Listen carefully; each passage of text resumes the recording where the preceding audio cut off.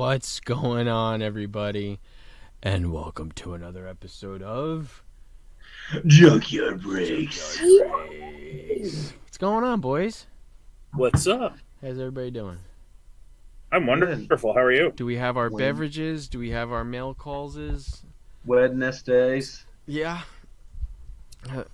Let me go to YouTube so I can see if anybody is participating. I don't know that. Alex. Mine. Yes. Me and Alex just got back from the Patriots game. Yes, I'm still in my thermal. It's freezing. My mail call is more just so is flea market stuff. And I sold most of it already. Yeah, you have. What is it? A Wednesday? It's a Wednesday flea market, right? This morning you have a flea market that you can go to.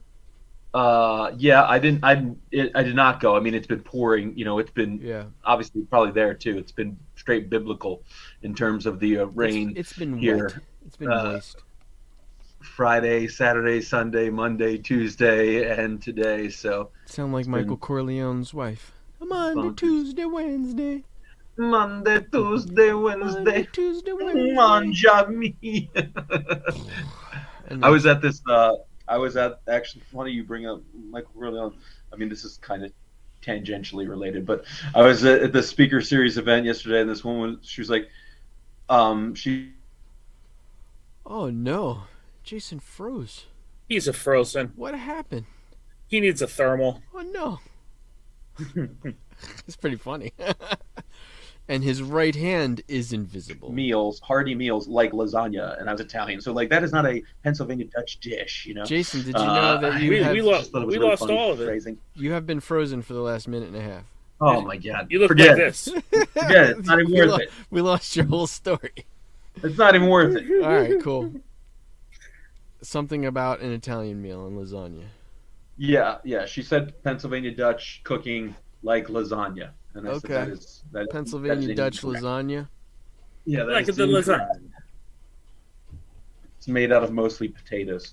I was gonna say, is that potato, butter, potato, butter, potato, And like some sort of German noodle. and a green thing like a spinach.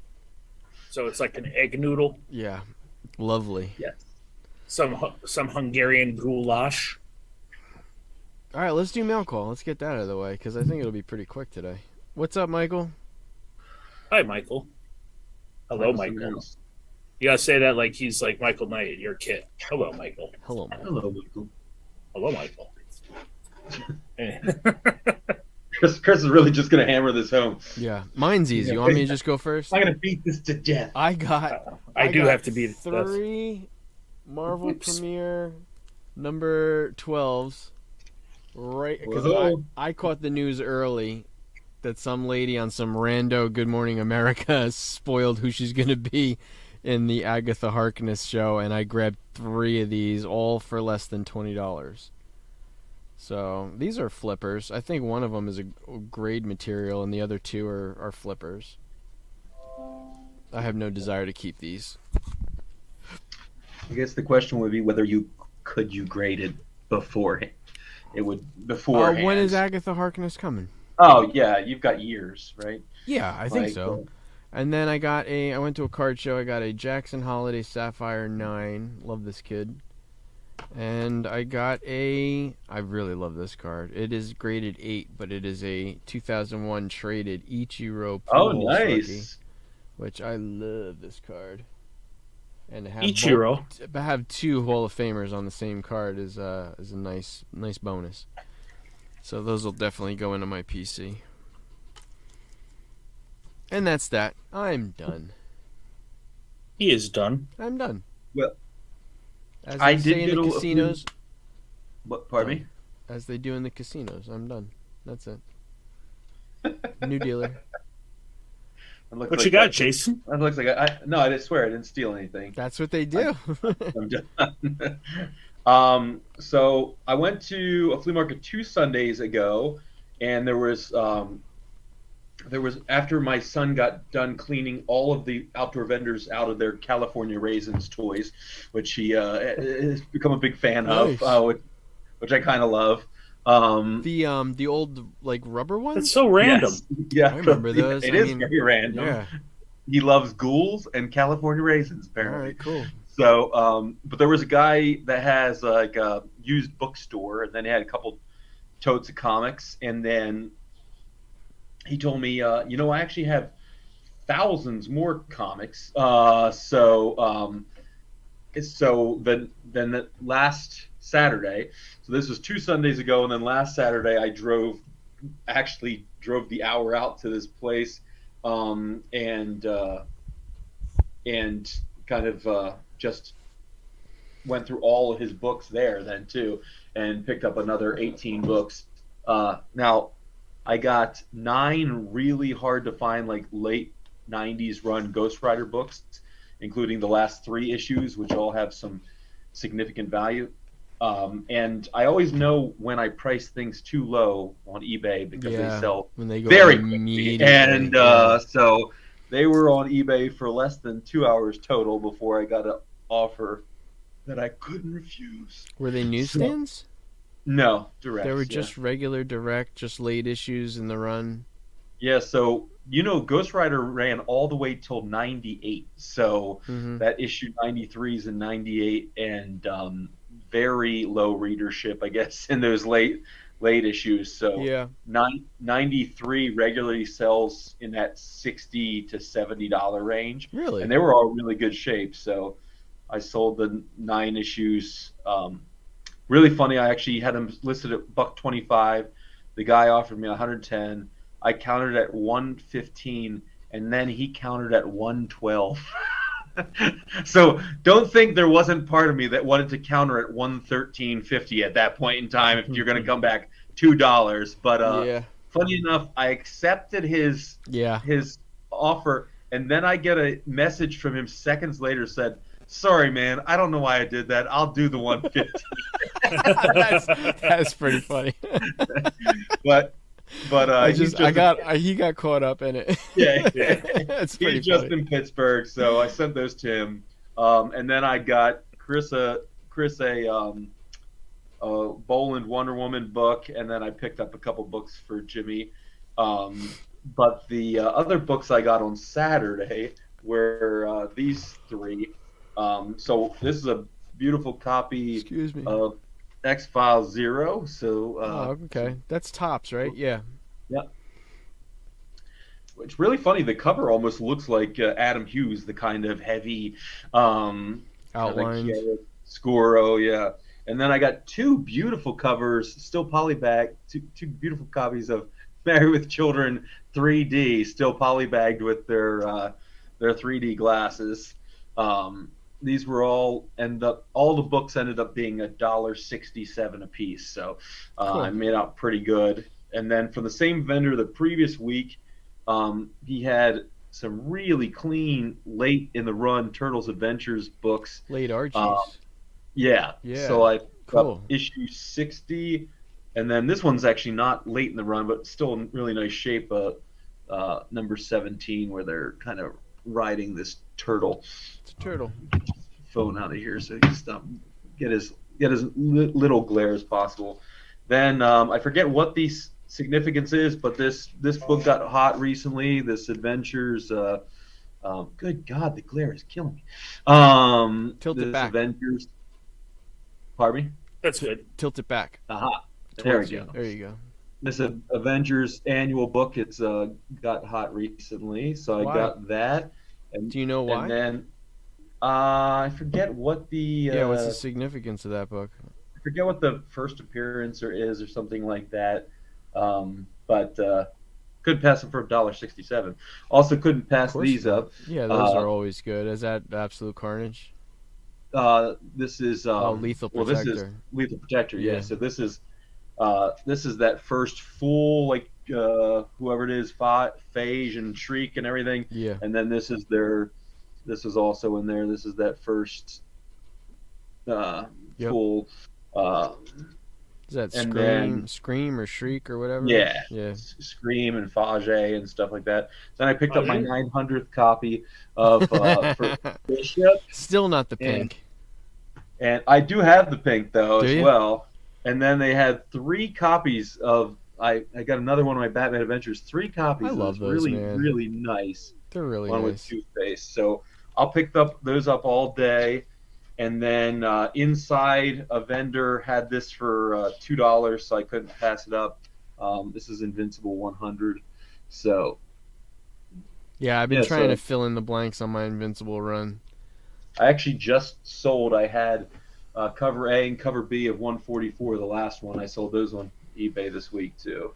So anyways, that was my my pickups. Oh, and looking through some books. I'm trying to put together a big bulk lot for Dolph before I come out there on Friday. Nice. Looking through my books yesterday, I found this while I was talking to Dolph. Oh, randomly, nice. It's a double cover. Nice. So double cover. I'd never actually seen one, and I'm talking to Dolph. I think he may have even said something about a double cover, and then I looked down and I was like, this is a double cover, which was actually kind of crazy. Yeah, I just did an early Avengers for JC Comics that was a triple cover. That's awesome. It's so cool. It was really cool. So anywho, that's cover? That's that. Triple cover. Yeah, that's for anybody that doesn't know, when you send that stuff into CGC, they actually grade it based on the best of the covers. So if you have 3 covers, they grade it based on the best of the covers. So Alex is asking what a double cover is. So Alex, occasionally the printer makes a mistake and they actually staple two of the cover on the book. So this has just got the front cover is on this book twice, and thusly the back cover is also on the book twice. Famously, there's a first appearance of Carnage with 4 covers. Yeah, that is it's a 9/9, right? Did you see there's like a first or second appearance? It's either first or second printing of Turtles 1 that's like a 6 cover. Really? Yeah, book. Love that. That's so cool. That's a unicorn. Yes, Alex. The more the covers, the rarer. Correct. And as Dolph said, they will actually grade the what is it? Is it the best or is the furthest? It's the best of the bunch. So if there's a perfect cover in there, you can get like a 9/9 or a 10, just because it's an interior cover and it hasn't been damaged. Which is interesting because like this book, it's not a key or anything, so it's not really. It's just a fun thing to talk about. Like you can see this outer cover is pretty rough. Like it's actually loose at the staple. But it's protecting the inner one. But the inner cover is like crystal. Is perfect. So so this would actually do all right, even though it wouldn't look that great in a slab because the outer cover is kind of jank. Weird. It's good stuff. Weird. I appreciate the dynamic commentary by Christopher. Weird. Weird. He's your hype man. Sweet. Yes, he's the Flava Flav of the show. He's the Jazzy Jeff. Oh yeah. Don't believe the hype. All right. Word. All right. Word. So what did I get? Chris, it's your turn.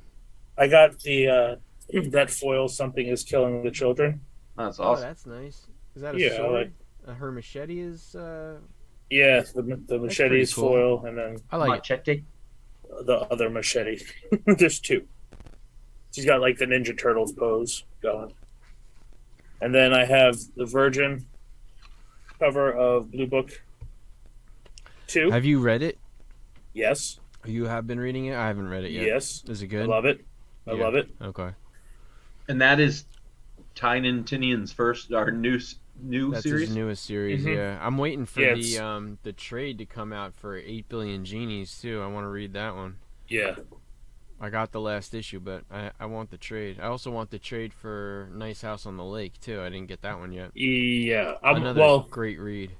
That's all 12 issues are out, or... Yeah, no, I have all the issues. I'd like to read the trade. Yeah, me too. By the time the trade comes out, it'll be 8.25 billion G. Yeah. Well, the way that series is doing it though is they did it as like, the first like what 6 issues, 5 issues, or 7 issues is as it happened, and then the 8th issue is like a year later, like the repercussions. Oh, so is they'll that probably how that do. works?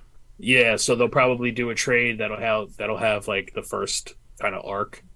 Okay. And then the next one will be the other one. So I also got, speaking, I mentioned Garth Ennis earlier.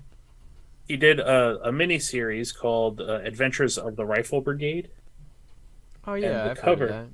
And the covers are done by one Mr. Brian Bolin. Cool. That's cool. So I grabbed those 3. And then I also took Dolph's advice and was able to get. Nice. You got 3 too? I got Very 3. nice. One of them's a piece of shit. That's all right. At the bottom, you see that's no. torn. That's just torn. Oh no. I said that's the worst $5.50 I ever spent. Anyway, and then I got these because I thought it was kind of cool. Batman and Judge Dredd. Yeah. Elseworld cool. Story. But that was neat. And then the last thing I got were these Tyler Kirkham, Miles Morales.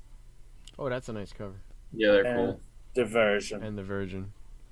This one is untouched by human hands because it's a version. Nice. This one is the filthy slut. Nice. But this one is a virgin. Nice. I like that. All right, I'm done. That was easy. Anything in news? I know I'm going to see Guardians tomorrow. I actually think it's shocking that Guardians is like all of a sudden it's coming out. Like I know it's not all of a sudden, right? You mean the marketing has been weird? It snuck up on me. Like I forget what I was listening to. I think it's been so Mario heavy that Guardians has kind of just snuck in there and like, hey, Guardians is coming. Yeah, it's like, weird when too, I know I'm at a late show. It's a 9:20 showing, but I'm literally like one of maybe 7 people in the entire theater. That's crazy. It's crazy. It's the final Guardians movie and nobody's going. I mean, it's like I said, it's the late show, but nobody's in my theater. It's pretty wild. Weird. Did you say it's the late showing? It's like 9 o'clock at night. Yeah, 9:20 showing is the late one. There might be one after, but like I said, it was like 7 was sold out, 9 was sold out, and now yeah. So I can't wait to see it. I'll never forget. We went to see Ragnarok at 12 o'clock. 12 o'clock Ragnarok. It was a lot of fun. That's a late one. Yeah, Ragnarok. So yeah, fun. I mean, obviously we got that coming, and then we got Miles not too far on its heels. Yeah. So that was kind of interesting to me that they would come out just a month apart. It's June. Is Spider-Verse June? Yeah. And then when is Flash? Flash is soon too, isn't it? June 16th or something like that. Yeah. So Flash is also June? Yeah. Crazy. That's crazy. But that's how it goes. Well, this isn't the Flash. This is the second or third time it was at a release date, though, right? I don't know. I know everything. The whole slate got moved at one point because of the whole Black Adam thing. Screwed everything up. Right, and some of it got moved up, and some of it got moved back. Aquaman moved up a week, and then not Wonder Woman. Aquaman got moved up a week. Flash got moved back a month or a year, something like that. It was crazy. Everything. Shazam got moved all over the place. Well, I know I know all the lip services there that this is an achievement in cinema and all that crap. But if you remember, they just kept touting how Wonder Woman, they had this extra year to finish Wonder Woman 2, and then we all saw what that looked like. It was bad. I mean that made Book of Boba Fett look like the continuity was on point. Masterpiece theater. Yeah. Yeah. It was crazy how bad that movie was after really doing so well with the first movie. Yep. I'm a pretty outspoken hater of Aquaman. I thought it was just CG barf bag. It was just I couldn't visually. It was like watching a Transformers movie. It was like what what's going on? Damn you, Michael Bay. I'm riding this guy's riding a shark, and he's riding an octopus, and he's riding a koi, and everybody's just like swimming at each other, and I'm like, what? It's bad. It's so bad. And everyone's this guy was swimming, and that guy was swimming. Everybody's swimming everywhere. Just swimming, but they're not really swimming because it was all computer generated. I think that's what hurt. That's what hurt Ant-Man. It was just so green screen. It was just like ugh. Everybody was Amber hurting. Yeah. There was no what's his face too. Is it Michael Pena? There was no Michael Pena. There was no Desmulchin. Squad. Yeah. Yeah, none of those. I don't know. Whatever. What else? Is there any news? I don't think so. And Jimmy's usually the one. The big news, I guess, this week is the whole business about like this Fantastic Four, who's getting cast. So secret casting now is Adam Driver, right? Listen. Can we stop recycling the same like 6 actors? Well, it's as though they're. I don't know the Johnny Storm guy, but I like his look. The worst one was Mila Kunis as Thing. If that's real, I'm done. That can't possibly be real. No, and I read and when I actually read the real. But here's the thing, though. Would it surprise you? At this point, nothing. Exactly. So if Mila Kunis is the Thing, Adam Driver's Mr. Fantastic, Margot Robbie, I heard, is Sue Storm, and the guy who is Human Torch, I think, besides some scheduling conflicts, I mean, he looked perfectly fine as Johnny Storm, I guess. I don't know the dude, but he looked all right. Personally, I would rather just 4 complete unknowns, and just that'd be this way. There's no like baggage. Yeah. Yeah, that first Star Wars Adam Driver is Mr. Fantastic. That first Star Wars movie back in '77 with relatively unknowns, that worked out okay. Who are those people? Yeah, one was a carpenter. One That's right. One was a literal carpenter. Like, hey, we don't have anybody for this Han Solo guy. Right. How about the guy who's the set designer? What's he doing? In 1977, you were as likely to have a member of the Carpenters be in the movie rather than to have it just be a random carpenter. So funny. But yeah, it was. I don't know. I just want there to be like a little more creativity. Like there are more than just this handful of actors, right? Like Margot Robbie as Sue Storm is really lazy. Yeah, it's like super okay, lazy. she's blonde, she's cute. Like, she's invisible. So if you think about James Gunn as a casting director, right? Like Chris Pratt probably was not. Well, Chris Pratt, that's his first kind of like. Well, yeah, he's the chubby guy on Parks and Rec. Yeah, he's like that's really... kind of his first big thing, right? So at that point in time, I would guess that by far Bradley Cooper's your biggest star, and he's a talking raccoon. Maybe Vin Diesel. Maybe Vin Diesel as Groot is bigger than Bradley Cooper. I guess so. I mean, I really have a hard time ever giving Vin Diesel credit for being Groot. Yeah. I mean, like when he shows up at the red carpet, you're like, you're in this? Yeah, like you just said about Vin Diesel. I was like, Vin Diesel's not in that movie. Yeah. Oh wait. He said is. once. Oh my God. He probably said once, "I am Groot," and then they just used a voice modulator for the next. But even 9 then, like, years. you're right. Karen Gillan is not anybody, and oh my God, what's her name that plays Gamora? She's not really. She's small things, not really big things. Yeah, it was a ragtag group of nobodies. And then I think about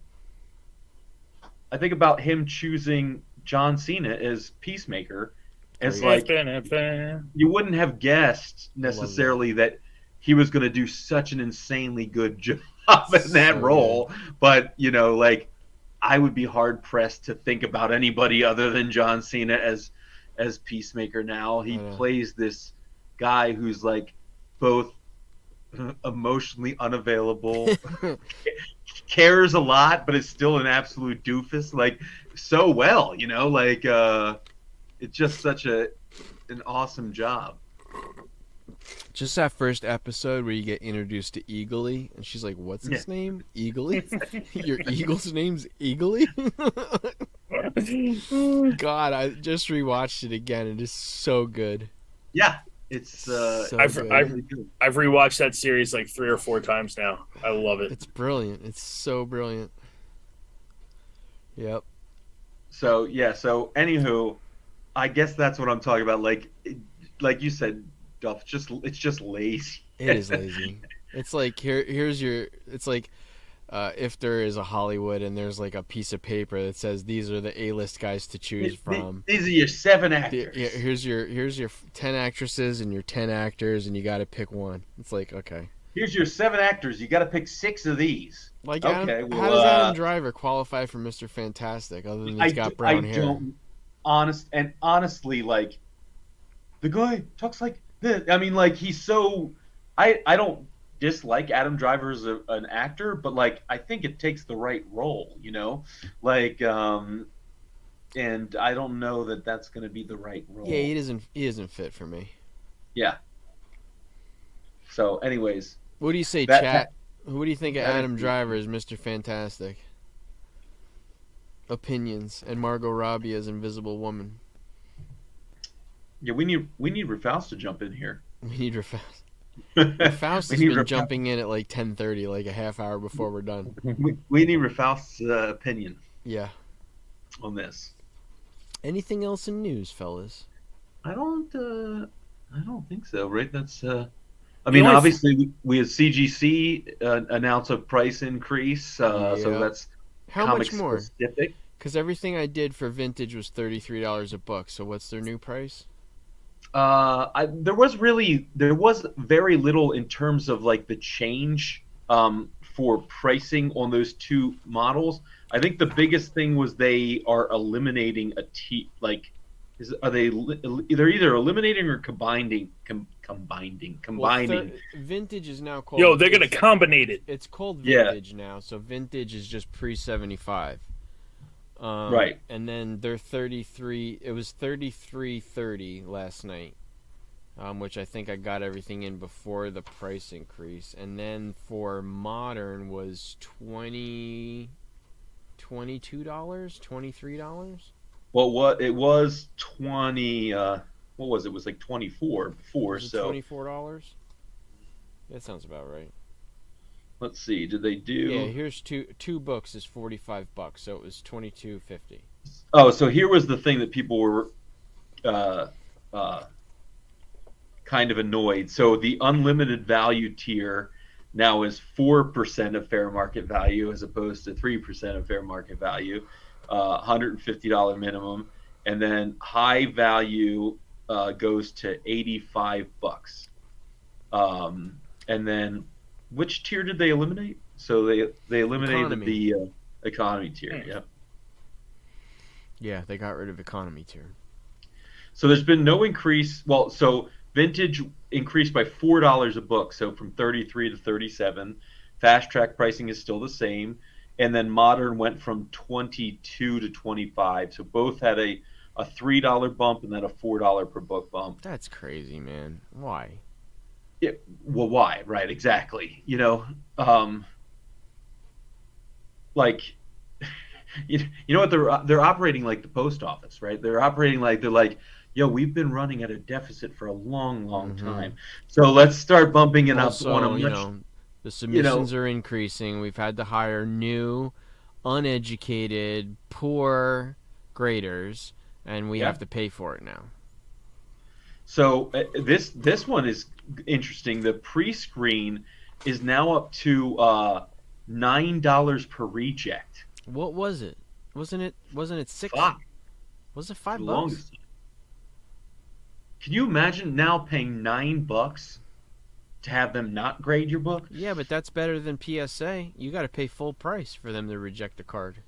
Oh, I thought they just didn't grade. They didn't grade it. No, they consider it grading they just send it back to you, having rejected it, and that counts towards grading. So you pay $22. That's crazy. Yeah, PSA will just say no thanks, and they'll send your cards back. I mean, I guess though, when push comes to shove, I'm just annoyed in general. So like $9, like I guess I think about it as though I bought those Ghost Rider books the other day for $12, and I was able to sell them for considerably more. And so the idea that I would, if I have 3 books and obviously I have to do that work, but if they're not going to if they're not going to differentiate between what a 9.6 and a 9.8 is and give us graders notes, and you're just going to sit there and pay $9 a book, and you could have had 10 9.6s, right? Like, and then you can send them in a non pre-screen and they get 9.8s. Like, yeah, that is the kicker. I know. Who is it? Very Gary does a lot of pre-screen stuff. I haven't watched one of his videos in a while now, but I know he was big on pre-screen. Yeah, I mean, most of his videos that I've been watching recently are non-modern submissions. So most of the stuff is either it's a big submission of signature series books, or it's bronze and silver, and those books, they're bigger books that he's getting back. So some of them are like 6s, God, and I just cannot get into signature series stuff. I just can't. Yeah. Well, sorry. So he has the signature series, and then he has these ones that are bronze and copper submissions, right? Yep. And so there's books in there that are, they're 6s, they're 6.5s, they're 7s, right? So they're just books that, he's kind of submitting because you should submit those books. You're going to increase the value, right? So anywho. Yep. Anywho it is. There's been that you knew it was happening, though. As soon as that hedge fund bought it, they're only going to care about the bottom line. They don't care. Did you see for the unlimited value reholder tier now, it's $50. They're charging you more. They're charging you 2.5 times to reholder an unlimited value book as opposed to a regular book. What is an unlimited value book? How much? It's unlimited.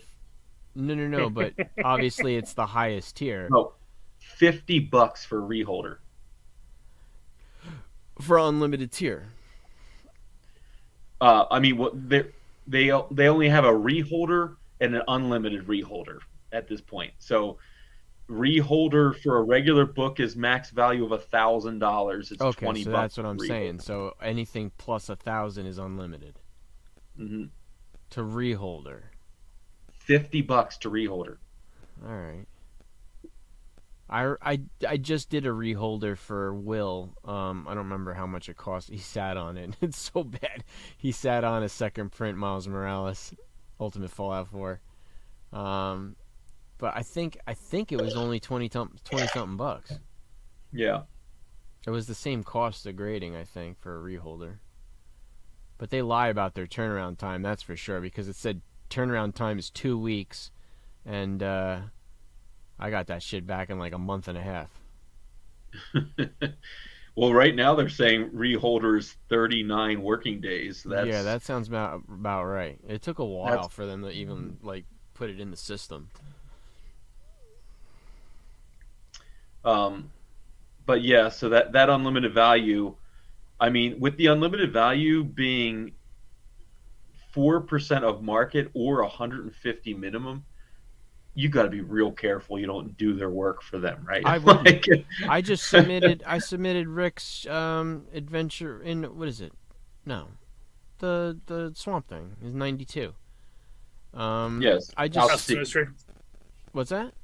House of Secrets. House of Secrets. Totally brain farted. His House of Secrets I put in at $400. I know it's an $800 book, but I'll let them upcharge me. I don't care. I'm not paying. I refuse to pay for anybody to do. I'm not doing their work for them. So I'm going to put it in as economy, $400, and then if you tell me no, it's $85, it's a $1,000 book, I'll be like, okay, I'll pay $40. But I'm not gonna pay $40 like that whole shit that I ran into with Rick and his X-Men 1. I paid for a $15,000 book, and it comes back a $6,000 book. So I overpaid. Yeah. I overpaid like $400 to get that thing graded.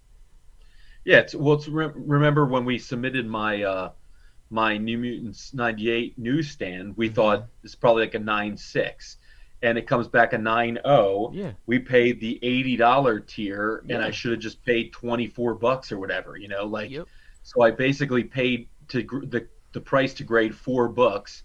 And well, you know what I did? I mean, I paid $35 for my Marvel Spotlight 5. Right. They didn't even upcharge me. I think and especially with the market at this point in time, like, I'm certainly not like, if my book's somewhere between 800 and 1,200, there's no way I'm going to pay more than there's no way I'm going to pay that higher price, because there's no guarantee that I'm going to get the grade that actually makes the value that, right? Yeah. The only concern is if there's psychologically, like, they're not going to give you a higher grade because you didn't pay for a higher grade. But if that is the case, that is absolutely wrong. That you can't do that. Like, if you are a reputable grading service, exactly. As the grader, do you even see that anyway? I don't know. I actually don't know. I mean, I'm sure because of the upcharging system, I'm sure that they see what you paid for and what the fair market value is for them to even initiate an charge. But honestly, I really like what PSA does with that. Their model is a little bit better for me. Like, you pay $20, they're like, you owe us $80 more because you got a 10 instead of a 9. You're like, okay, that's fine with me.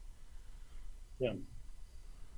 I think you should be paying based on the raw condition that you're sending it in. Yeah, I mean, to be honest with you, I think you should have a flat grading fee, and then they tell you what it is after the fact, and you just charge them accordingly. I would pay anything if you told me my book was worth X, and I owe you X and I can't get it until I pay for it. I'm totally fine with that.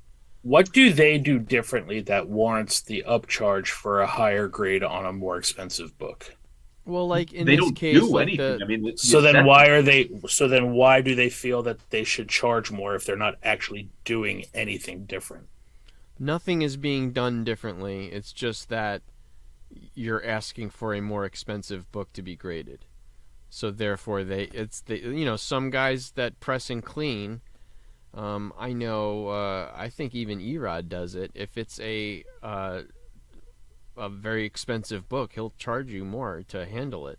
Where, I got Jeff at JC, and he's like, he gave me a $60,000 giant size X-Men. He's like, I charged him $10.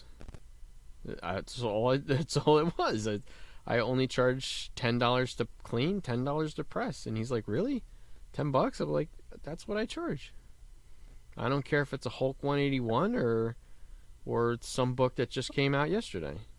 But the thing that baffles me about, the card grading and the comic grading process is the fact that if you're not doing anything differently, you're not handling our stuff any differently. Mm-hmm. You don't have a pile where you say, "Ooh, be careful with this." Absolutely right. So then why should I pay you more for you not doing anything different? Which is why I do what I do. I charge the lowest amount, or I pay the lowest amount and let you upcharge me because I'm not doing your work for you. Right. Yeah, I refuse. And Chris, the whole idea that they would handle something with greater care is horse crap in the first place. You should handle everything with the same amount of care. But if that's the case, though, then I'm doing, like, if I have an Action 1, I'm going to charge the walkthrough price and go to Florida to submit it, like walk it in myself. Well, sure, yeah. So, I mean, we're talking those kinds of books, then, yeah. I mean, think about it. How much does it cost to grade Action 1? Let's say it's worth $1.5 million. And you're doing what? What's the percent now? 4%. 4%. Right. Of $1.5 million. That's crazy. Yeah. Yeah. So you got to pay that That's on top of $60,000. Yeah. $60,000 to grade it. You better be flipping it. But to Chris's point, like, nobody did $60,000 worth of work and assessment of that comic book, Right, that's my point. Not only that, the price doesn't justify the product. Not only that, but you've actually ticked a box that relieves them from any liability if they damage it. Right. Which is the best part. And they get the positive public relations when they sell it. Like, oh, this is a CGC certified, sure. Whatever the case may be. And and I get it. I mean, I understand. I think this is piggybacking off of, Christopher's outrage too. It's like the idea that we pay a third-party grading company to assess the condition of something, right? But then they somehow are arbiters of the value. They're not a reseller themselves, and they're not the market themselves, right? They're an assessment company of condition, not of value. Right. And so the market, not CGC, dictates how things ebb and flow in terms of value. And they have nothing to do with cinema projects that bolster the comic book marketplace. They have nothing to do with trends that really impact. Which is why there's this weird thing where they ask you to I don't want to use the term like rat on yourself, but they're asking you to do their work for them. Is like that's the problematic part of it. Yes, right. Yankees walk off. Yes. They're asking you to basically pre-screen your book or pre-assess your book's value in the marketplace so that they can then give it a condition grade. Yeah, that's why. And please take my advice, anybody who's listening to this. Just put it in at the lowest tier and let them upcharge you. Don't do work for them. And everybody has to make their decision about whether or not they even want to grade a book. But if and this is something I've seen in in card videos so much, just be really aware of where you think the comic is going to land and what the sales, like what the market for that comic in that condition is, right? So like if you really think this book is going to be a 7.0, just look for recent sales of a 7.0. And if it doesn't dramatically increase the value of your comic to get it graded, maybe you just sell it raw, right? If you're only going to sell the book for $20 or $30 cheaper raw, but and it's going to take you several months. Let's say a 7.0 is worth $600 though. Mm-hmm. You still should submit it under the $400 tier. No. Right, I'm not saying anything like that. I'm saying if your goal is to resell the book, right? Right.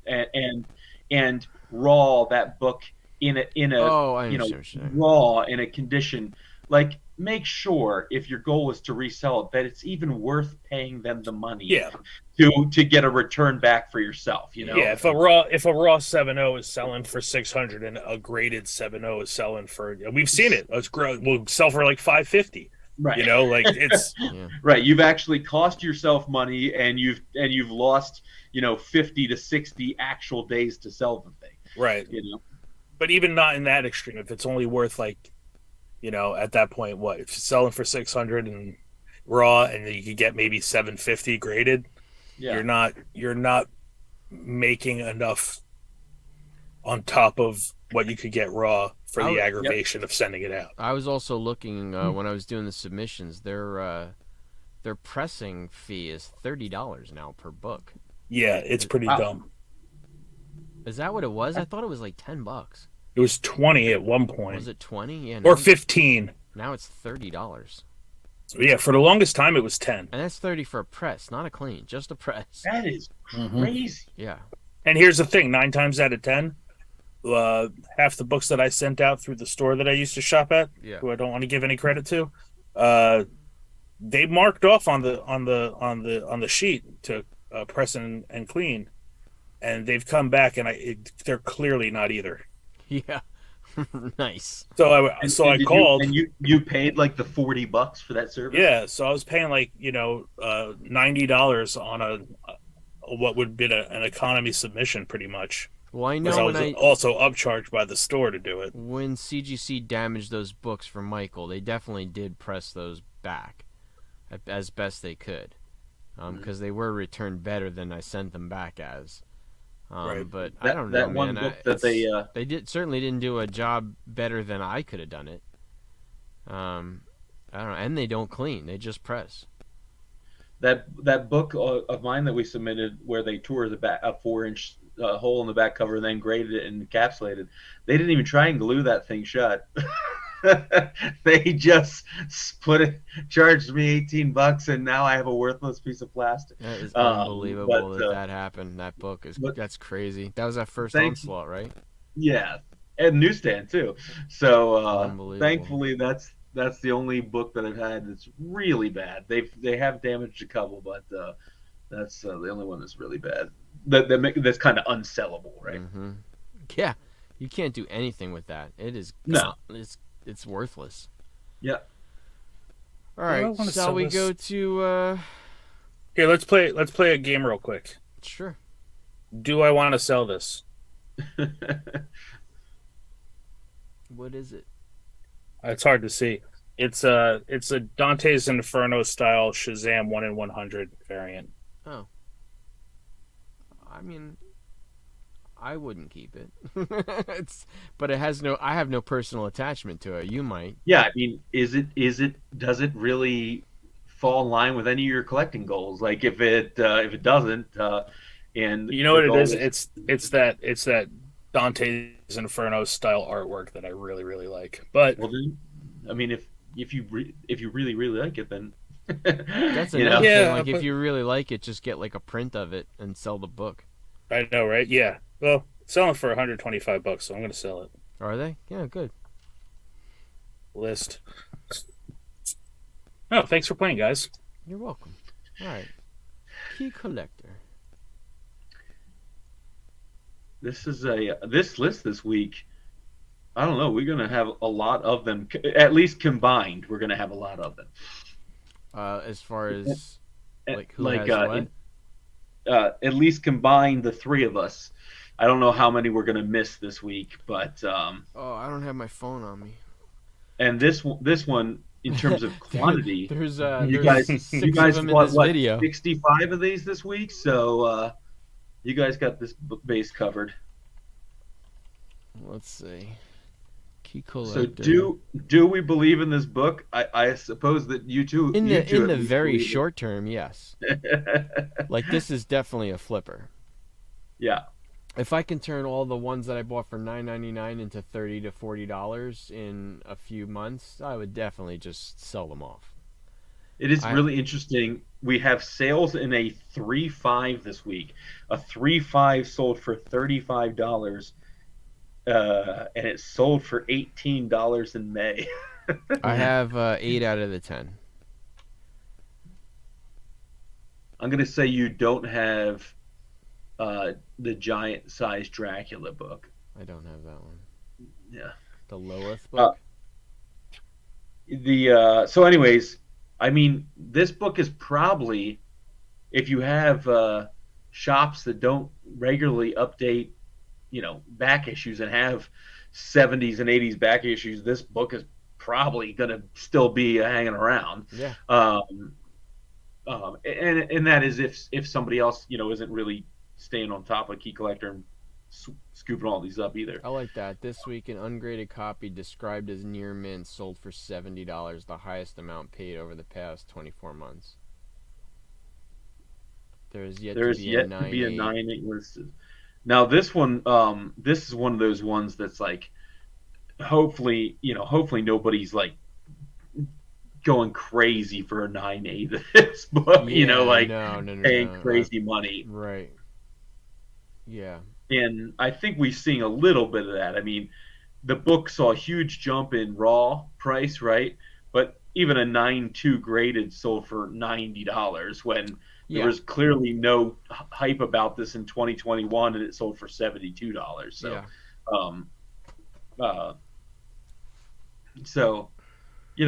I again, I'm not gonna go crazy, but like you said, this is if you can get in at the right price, you can certainly sell it right now at the current market and probably make $20 a copy or so, Oh, yeah. for sure. So there's definitely some money to be made. Next. I like Giant this book. Size Chillers. I do like this book. I just love the name Giant Size Chillers. It is a great like name, isn't it? You know, it just sounds like a walk-in freezer. Right. You know? It's a giant size chiller. Like a giant sized Jello pudding pop. We can't talk about Jello pudding pops anymore. Oh, is that not okay? No, Bill Cosby, he's ruined. He's so associated with the Cosby sweater and the pudding pop. Aww. I mean, I think he's probably sunk the pudding pop, right? How about a giant sized rocket pop? That'll work. Okay. I don't even know. Do they still sell pudding pops? I haven't seen one in the grocery store in forever, so I'm gonna assume no. I have not been seeking them out, but I too don't know that none have accosted my eyeballs when I've been in the frozen food section. Because if I did see it, I go pudding pops. So giant size chillers. There's been some action this week. A 9.4 this book. How much, Chris, do you think a 9.4 this book sold for this week? I'm gonna say, given the tone of your voice, it went for $700. Did you look? That is exactly. No, I'm not looking. That is exactly what it went for. $700. The tone of your voice was a $700 tone. It sounded like a $700 tone. Yeah, I mean, that's a lot of freaking money. That is a lot of money. Now, I could imagine that it's going to be a little harder because this would be a giant size. It's going to be square bound. It's from 74, but it's not like there's, yes, there's black on the cover, but it's not like it's jet black cover or anything like that. Just really interesting. Like, I would not have imagined that this is a $700 book, and that's 9.4. So this is square bound. Yeah. I would think it has to be, right? It's a giant probably size. If it's a giant size. It's a Marvel giant size from the 70s, so I'd imagine it's square bound. Just make sure the pudding pop is still in the package and sealed when Bill hands it to you. Oh man, true. That's true. He's got one of those Mr. Seal It things. Roofie pop. You're screwed anyway. Are we moving on to the next one? So just anyway, don't take one from him. Giant size chillers. Be on the lookout. Yeah, it's a good one. Yeah, why is this one up? I do not know. I mean, this book is really interesting. I guess it's because she's one of Batman's, kind of big bads that doesn't have the Golden Age and then the Silver Age appearance, right? Like everybody else has appeared in the Golden Age, and so it's their first Riddler in the Silver Age, first Two-Face in the Silver Age. But I see right here, it says Karen Gillan wants to play Poison Ivy. Well, there's a story that maybe Karen Gillan wants to play Poison Ivy now that Guardians is done. Man, did this book, though, $2,700 for a 7.5. Yeah. Wow. A 6.5 still commanding $1,700. I wanted to get another version of this book because mine's missing the centerfold, and it's just getting too expensive now. 4.0, $700 for a 4.0 is freaking crazy. Yeah, that's nuts. Yeah, because a 4.0 can look pretty trashed. Yep, I mean, especially with that bold red, like the number of really ugly creases that would be running through that would still get a 4.0. Yeah. Are significant. Michael said that the giant size chillers are just 99 cents with free refills all summer long. Oh, thank heaven for 7-Eleven. I like it. It's probably 99 cents no matter what size, right? Too, because that's usually what they're doing now. Unless you go on like free Slurpee day. I was at a McDonald's the other day, and all their drinks are the same price, and the guy's like, before he rings up, he's like, what size do you want? And I was like, it doesn't matter, right? And the guy's like, huh? And I was like, all the drinks are the same price, so it doesn't matter what size I get, right? You could just like do the total now, like, and then hand me whatever size, give right? Me a like, cup and I'll just fill it up. Yeah, and pretty much, right? Yeah. Anyways, This is probably, I would say, out of significant keys that I have seen in the wild, I've probably seen this book as much as I've seen other big Batman books. I think I've seen this in the wild more than I've seen First Riddler, Silver Age, and I don't know if that just happens to be the books that I'm seeing. But Dolph, when you bought yours, did you know it didn't have the centerfold? Yeah. Okay. It was written on the back. But I didn't pay a lot for it. I might have paid $200 for it. Yeah. But it's incomplete. Did your blood run cold? It did. Had your memory just been sold? Yes. Your Poison Ivy without the centerfold? Yes. It's the very popular bowling alley song. Is it? I swear, it like would be, that song always plays every bowling alley I've ever been to. Jay Giles. All right, Love it. Next. This is a hot one. I'm surprised it hasn't been hotter for longer. Yeah, I think, I mean, we've talked about this in the past. I think the fact that Warlock had 2,700 first appearances probably it is hurts a little this book. confusing. It probably hurts all of them a little bit. Yeah. Like, well, there's him. There's first Warlock.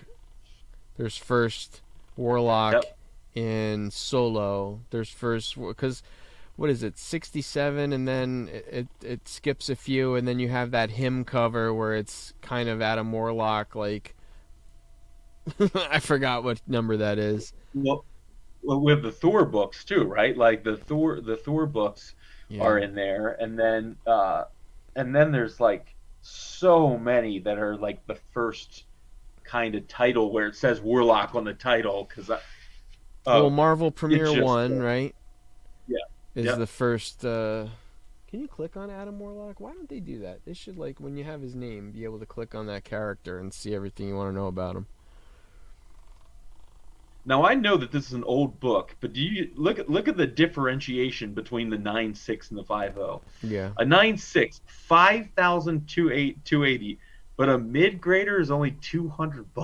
A 5.0 is just $200. I have a really bad copy where the cover's just like worn off. Like there's a big spot over the cocoon. It's like white. That is a 26 time multiplier between the mid grade and the high. That's crazy. Yeah, maybe it's got. I mean, this is one of those deals where it has to be the pop count. It can't be anything less. Sure. So there's like 9.6s. There can't be that many of them. We talk all the time though. Like if you want this book and you're looking to buy it now, and a 2 is 110, but a 5 is 200. Yeah, get the 5. Just shoot for the moon. Get the change out of your car's console and take it to the grocery stores. Just figure out a way to get that extra $90, because like you can go up 253, 354. You could probably get a 6.0 for $275. Jump 6 grades, right? Yeah. It's ridiculous. So, well, it'll be really interesting to see what they do with him in the movie. I saw. He looks the part. Yeah, I just don't know any. I mean, I've been avoiding this close to the movie coming out. I just avoid trailers because it's like they just keep adding more footage, and I don't understand why. Like, I'm already going to see it. You don't have to sell me on it. Like, I don't need more spoilers. Like, they just keep releasing more and more stuff. I'm like, stop.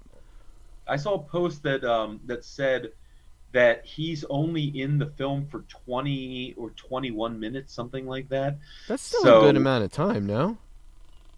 I mean, I guess. It depends on how long the movie is, right? Is the movie 2 hours long? Yeah. The movie's 2 hours long. He's in it for 1/6 of the movie, right? But is that 20 minutes of screen time, though? That would probably translate to more than you think.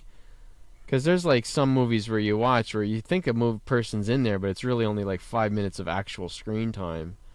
I guess so. Yeah, I mean, I guess it depends on whether they have speaking parts or non-speaking parts or whatever. Or he's only in the last third of the movie, or the first third of the movie. Who knows? Like, right. I'll let you know tomorrow, Jason. I'll tell you everything right before Please you tell me it. after the late show. Spoil it all. you'll get out at still 11:25. I'll still be up after your late show. I'll just, you know what I'll do is I'll text you in real time what's happening. Please do. And let you know. I don't know. Rafael's just asked if Key Collector put the Hot 10 behind a login now. I have a login, so I couldn't tell you. Maybe they did. I am a paid subscriber for Key Collector. If you're not, they might have put it behind a paywall. Me too. If it's only what is it, $6 for a year or $2? It's pretty freaking cheap. It's not expensive. It's like $2 a month, something like that. Yeah, I think it's $1.99. What is it? Yeah, it's $1.99 a month or something, and it's like $12 for the year. Yeah, I think I paid for the year. It's certainly worth it. Yeah, that's like 3.5 iced coffees at Dunkin'. Yeah, so, you know, and they'll probably burn 2 of those 3.5 cups anyway. Of course. Or one from Starbucks. It's one latte from Starbucks, right? All right, let's go to this big boy. Big boy. Let's go, big boy. You know, there's no significance about this really. This one kind of sells itself. This is Wolverine's second appearance. Right. You're gonna open up that can of worms. Every time. Now this one, right? Look at that. Look at that. An 8.0, 8 Gs, 4.0, still 3 Gs. That's not even 3x right there. Yeah. Whereas you were talking about the pop count, the hymn book. Now I know a 9.6 is an aggressive. We didn't get like an 8.0 on this, but the fact that it's a 26 time multiplier for the 5 and the 9.6, I'd love to see. I don't think a 9.6 of 181 is what. It's not like it's 80 Gs or anything like that. What is a? I think a 9.6 is. And I think a 9.8 is a little over 100 now. Or maybe, prices have dropped. The 9.8 might be around. I think it's come back like significantly from that. Yeah, you know what? The 9.8 might be like 60. And the 9.6 might be like 25 now. Let's see. You guys talk amongst yourselves. I'll give you a topic. Hulk 181. Discuss. That's the topic. While I check this. The topic is the book that we're currently looking at. That's right. The Holy Roman Empire is the Holy Roman Northern Empire. The role of Wolverine in Deadpool 3. I'm just trying to see what the recent sales are on. Do you want me to just go to Go Collect? So right now, fair market value, last sale for a 9.8 was $78,000. For a 9.8, yeah. See, I was right. Like 75s. Okay. And then what? 25 for a 9.6. 9.6 27.6 was the last sale. I got the memories. See, there's way more kind of price compression on this because this book is still freaking almost $1,500 at a 0.5. You know, so this one might even have a 9.9. There's so many graded. There might be a 9.9 of this. Yeah, you guys got that thing I sent to you the other week, right? About like the top 10 like Silver Age books in a particular grade. What it was like 9.2 or whatever was the grade they were talking about, and they talked about this book and there is 199. And 120 and 129, ASM 129, and just how many are graded. Yeah. What is there? 20 plus thousand? 13.3 universals. That's actually small. That's smaller than I thought. It's smaller than I thought too, but there are 149 eighths. Yeah. So you have almost 1,000 in 9.4 and above. The bell curve is at 8.0. The peak is 7.580, and then it curves from there. There's 1,000 on the nose at 6.5. Mm-hmm. Man, you're grading a 0.5.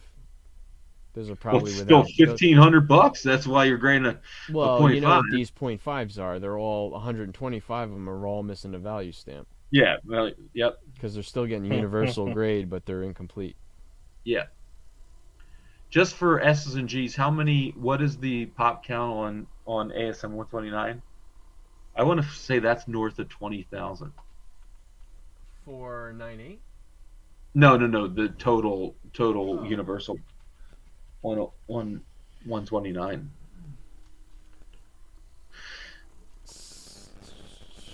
14,000. Oh, yeah, that's not. Same thing. That curve is right around 8.0. Yeah. Oh, that 9.8 price. Where's the 9.8 at on that? Wow, so less than half of a 181. Yeah. I mean, honestly, what would you rather have? No doubt. To be perfectly honest, though, I think this is a better cover than 181. Because I've never loved that version of Woovie where it doesn't look quite as bloodthirsty. You know, his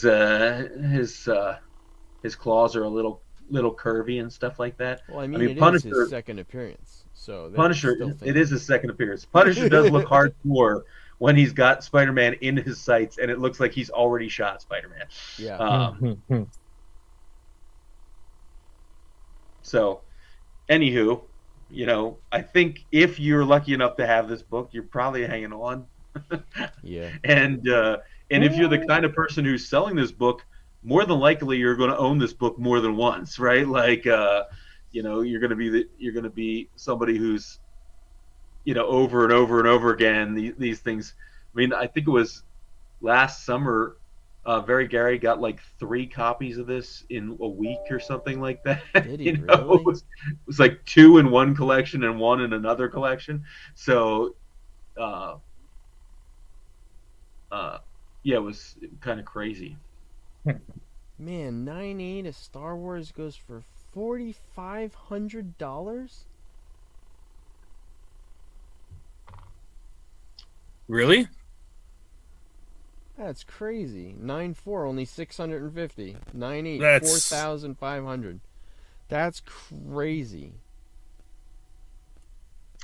I mean, the black cover is probably gonna, 9.8s are hard to come by. Well, these are more than likely. These are getting drug along with the fact that you had a price variant sell for a ton of money. What, a 35 center like recently? Yeah. Sold for a ton of money? Yeah. What are they going for? Like $40K? It sold for like 56,000. I think it sold. Whoa! For. How much? I think it sold for 56,000. What was the grade? I give you. If you talk amongst yourselves again, I'll tell you exactly what it was. I can just look right here. Star Wars. Yeah. I'll go to Go Collect. So it sold like Star Wars. Star Wars. This is 30 cent. Where's the 35 cent reprint? Did you put a Star Wars 1? You got 12 pages of books. Yeah, I really did something wrong to scroll through first. Hooah. There we go. Star Wars 2. They're not going to give this to me, are they? Oh, you know what I can do is I go to Star Wars 1 and then just look up variants. Mm-hmm. Do that, and then do this. I got it. With this stuff. I already got it. 35. Oh, sold for really? $50,400 in a 9.4. 53,400. There are no 9.8s. The 9.4s. There's 2 9.6s, but have not seen the market. Wow, that's crazy. Yeah, that book in an 8.0 is still a $5,500 book in an 8.0. To the 12 people that let somebody actually sign this book, shame on you. Yeah, for real. Seriously. I can imagine some idiot going up to Stan Lee with a Sharpie marker and say, "Will you draw on my 35-cent Star Wars 1 with your stupid name?" I don't get it. With your dumb dummy name, you dumb dummy head. You dumb dummy head. What are you? Some kind of moron? I wonder how many copies are even, do they even know how many copies of this are out there? I don't know. I mean, what is that universal grade? Or universal just 276? Is that what that 276, is? 308 in total. And no 998s? No 98s, only 296s, but none of them have even sold. Yeah, looks so like it's the census is mostly right here at it's between 6.5 and 4.5. Has it even sold in all grades? Has not sold in a 9.2, a 9.0. It one sold in an 8.5 for 9. Jeez, an 8.5 for 9. An 8.0 sold for 5, and then, more recently a 7.5 sold for 7. 6.0s are now selling for 4.3, and nothing in the lower grades, so people are just hanging cover on price. to them. On cover price, the last 1.5 sale was way back in 2017, and a 1.8 was in 2018. Wow. In 2018, a 1.8 was still an $1,100 sale. In 2018, I would buy that. I would buy which a 1.8. means it's got to be $1,500 to $1,800 now. That's crazy. So yeah, I think the big sales are probably pulling this along. Chris, what was it? So I called Chris after I sent you guys this link, Dolph, and I called Chris because I think the sale was 9.4, and what was it, Chris? It was something like the difference between a 9.4 direct and a 9.4. The 9.4 was like couple hundred X. So it's just an incredible multiplier between it was like 600 times more. Rafaus, I think the lore is that they were sold in North Texas and Oklahoma is where the 35 centers were. There was like a test area that they only sent 35 centers to that small area in North Texas and Oklahoma. I think maybe even a little Kansas, but it was definitely that area that only saw the 35 centers. They were just testing out the new price and see if they were selling or not. So there are not many of them. Yeah, the 9.4 of the 35-cent variant sells for 98 times what the 9.4 of the direct sells for. Crazy. 98 times. It's nuts. All right. So, anyways, I think that's probably what happens there. Yeah. Constantine. Why? Again? I mean, there's no Constantine news. There was that Keanu Reeves news, but I think even that one got kind of like backburnered, didn't it? Everybody got 22. Yeah, everybody got excited about it when they're like, "All right, yes, let's do it." Like greenlit it, and then James Gunn took over. So I don't know what happens with this. I guess I'm like, can anybody tell me exactly? Like, this book is from '85. Was this not a heavily published book or something? Like, how is a book from '85 worth that much freaking money?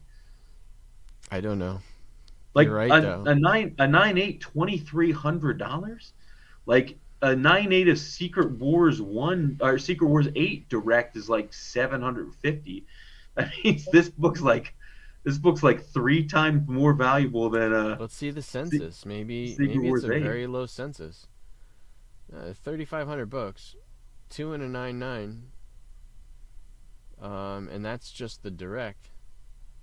Yeah, it looks like there's a crap ton of them in those higher grades too. Because their newsstands aren't that much rare, are they? They wouldn't be that much rare at all. Because they'd be around. But that's the convergence. They'd be around the same, wouldn't they? Yep. But this one only shows 66. Only sales. I know that it doesn't show census. So there is a Canadian price variant of this. Represents 1.5% of the total graded number. So out of the 3,749 standard universals, there's only 58 of the Canadian price variant. I got newsstand. Saga the Swamp Thing 37. Is this Canadian? Saga. An 8.5 of the Canadian sold for $570 this week. Is this Canadian? No, 3,500 of them.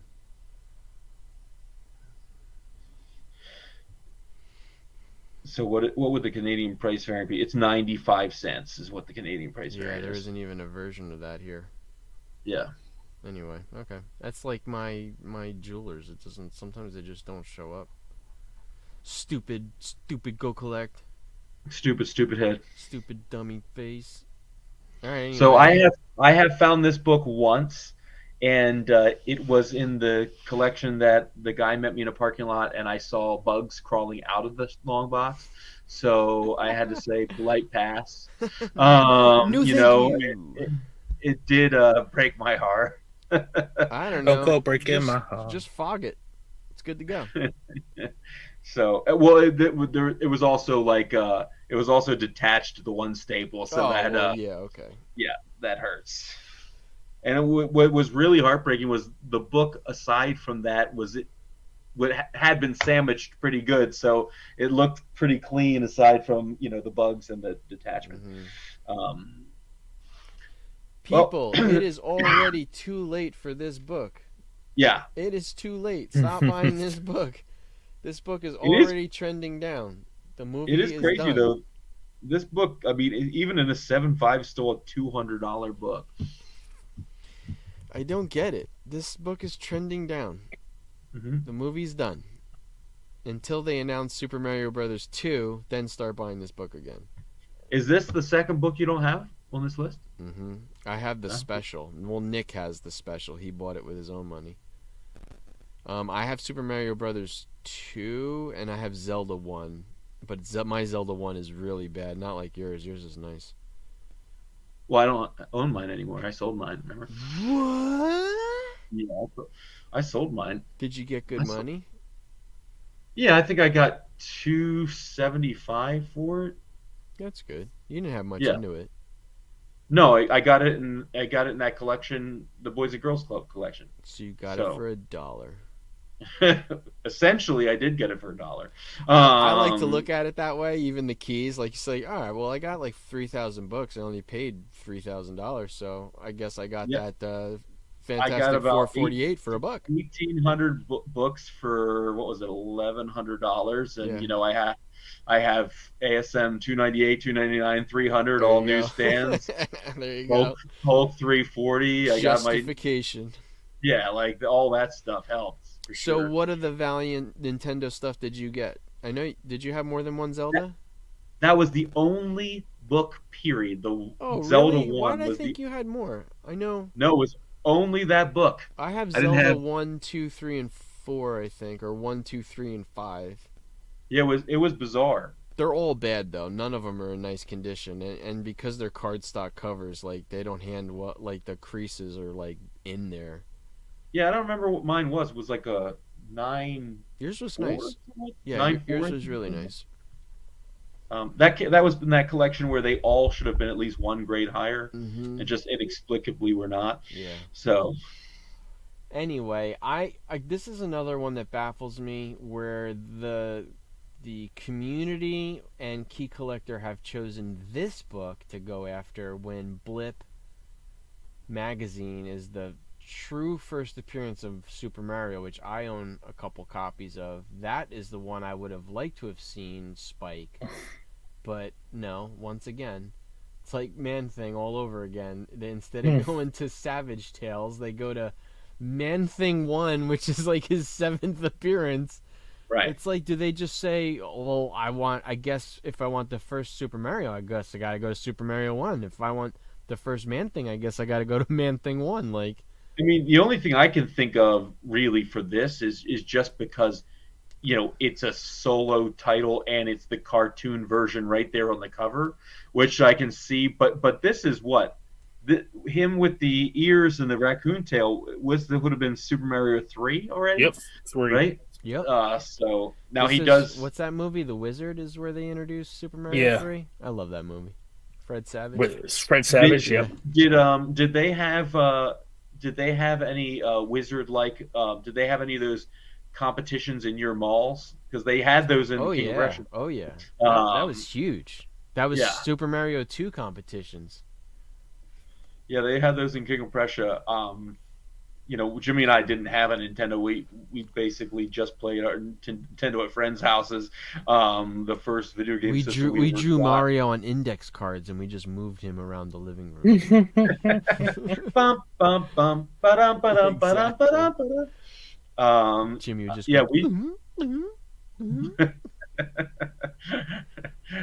Yes, that's exactly right. We ate mushrooms off of a pizza. There you go. And stuff like that. But yeah, did you guys? This book is probably getting pulled along too by the fact that a 9.8 of Nintendo Power 1 this week sold for $108,000. I saw that, and it was beautiful.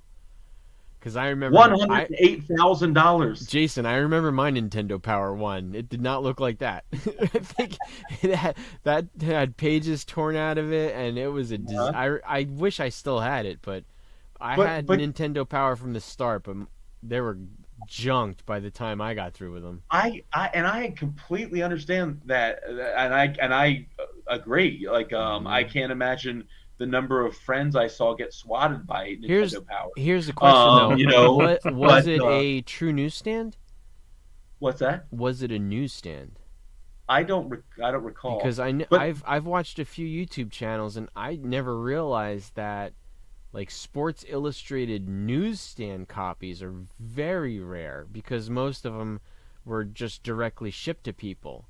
And Sports Illustrated wasn't really bought in bookstores where the newsstands would be, because most of them just subscribed to it. So newsstand versions of Sports Illustrated are very rare, and in high grade command tons of money.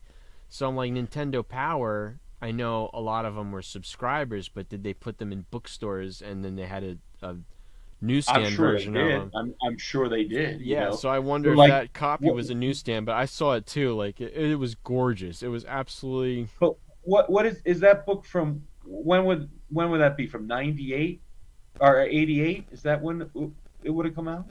I don't know when I started getting it. It was around the time of Super Nintendo, wasn't it?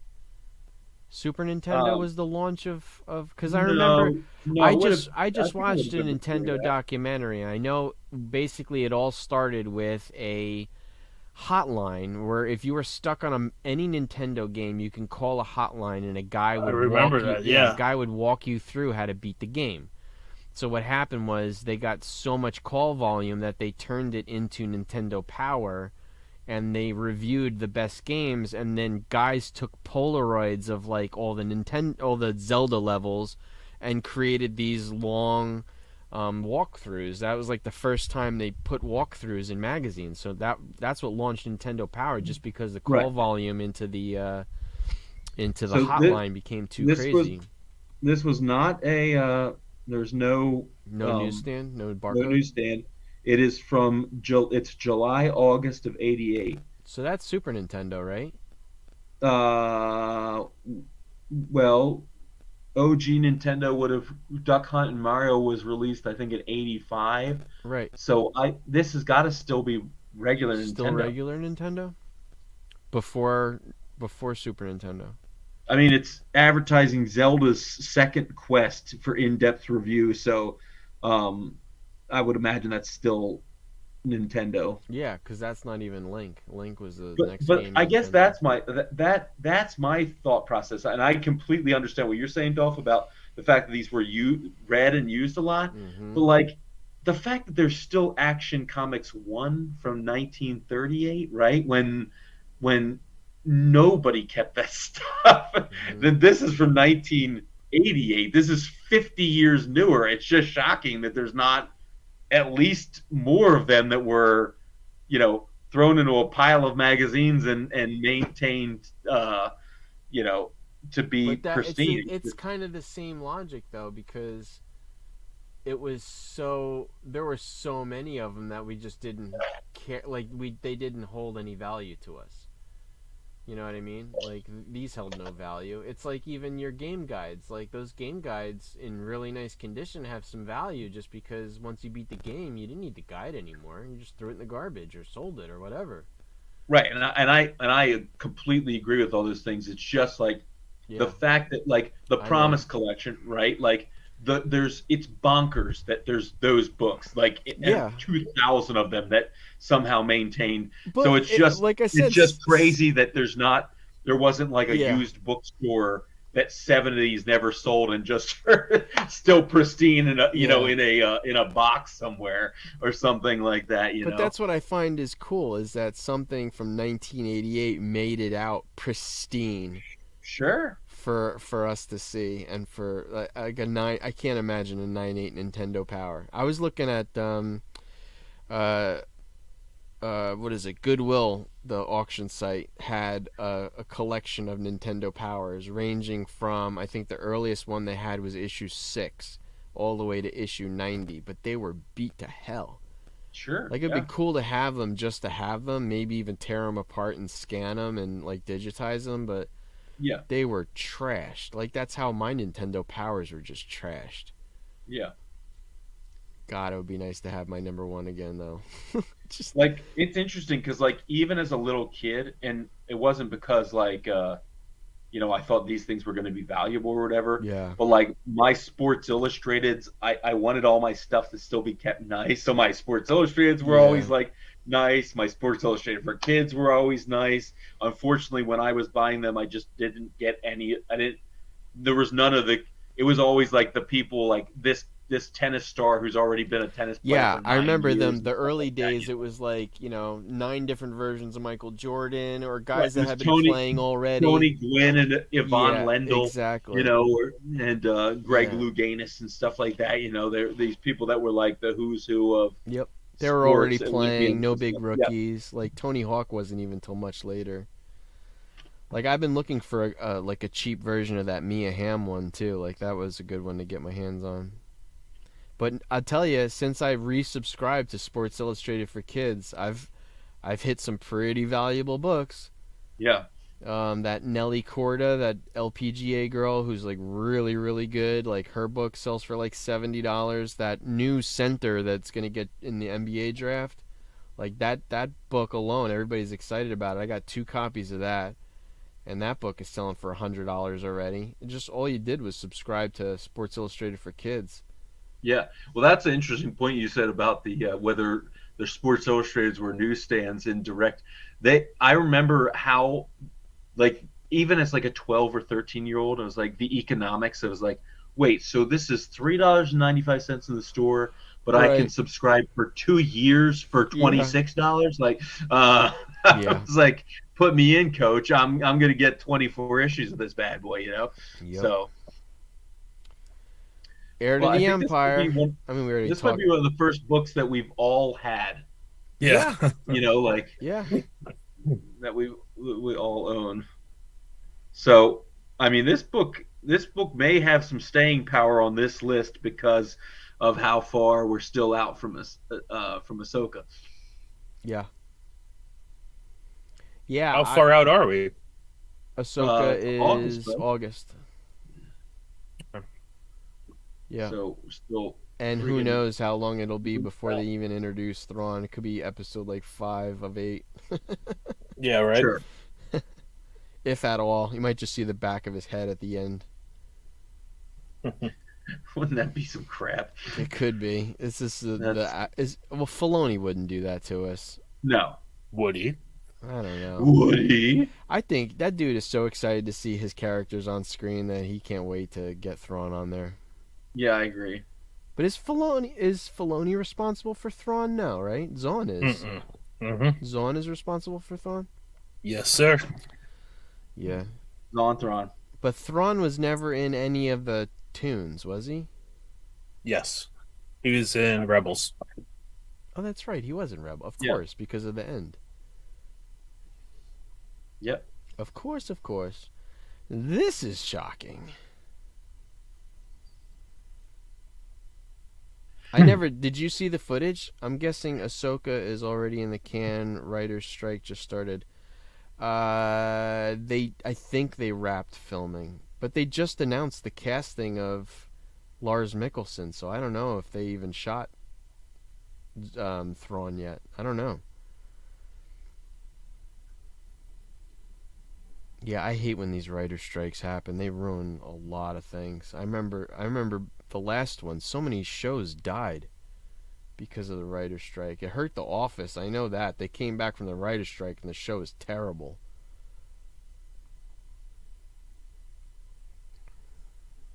Yeah, it's really interesting too. You hear about that stuff because like it's so there's so much of the details that don't get it to the 30-second clip on the air because it is so complicated. Like they're striking because of residuals from streaming, from this, from that. I'm sure they're not getting paid from streamers, and that's like their big modus operandi. Like I think that I rightfully so. They deserve, to get something from the streamings that they're not getting.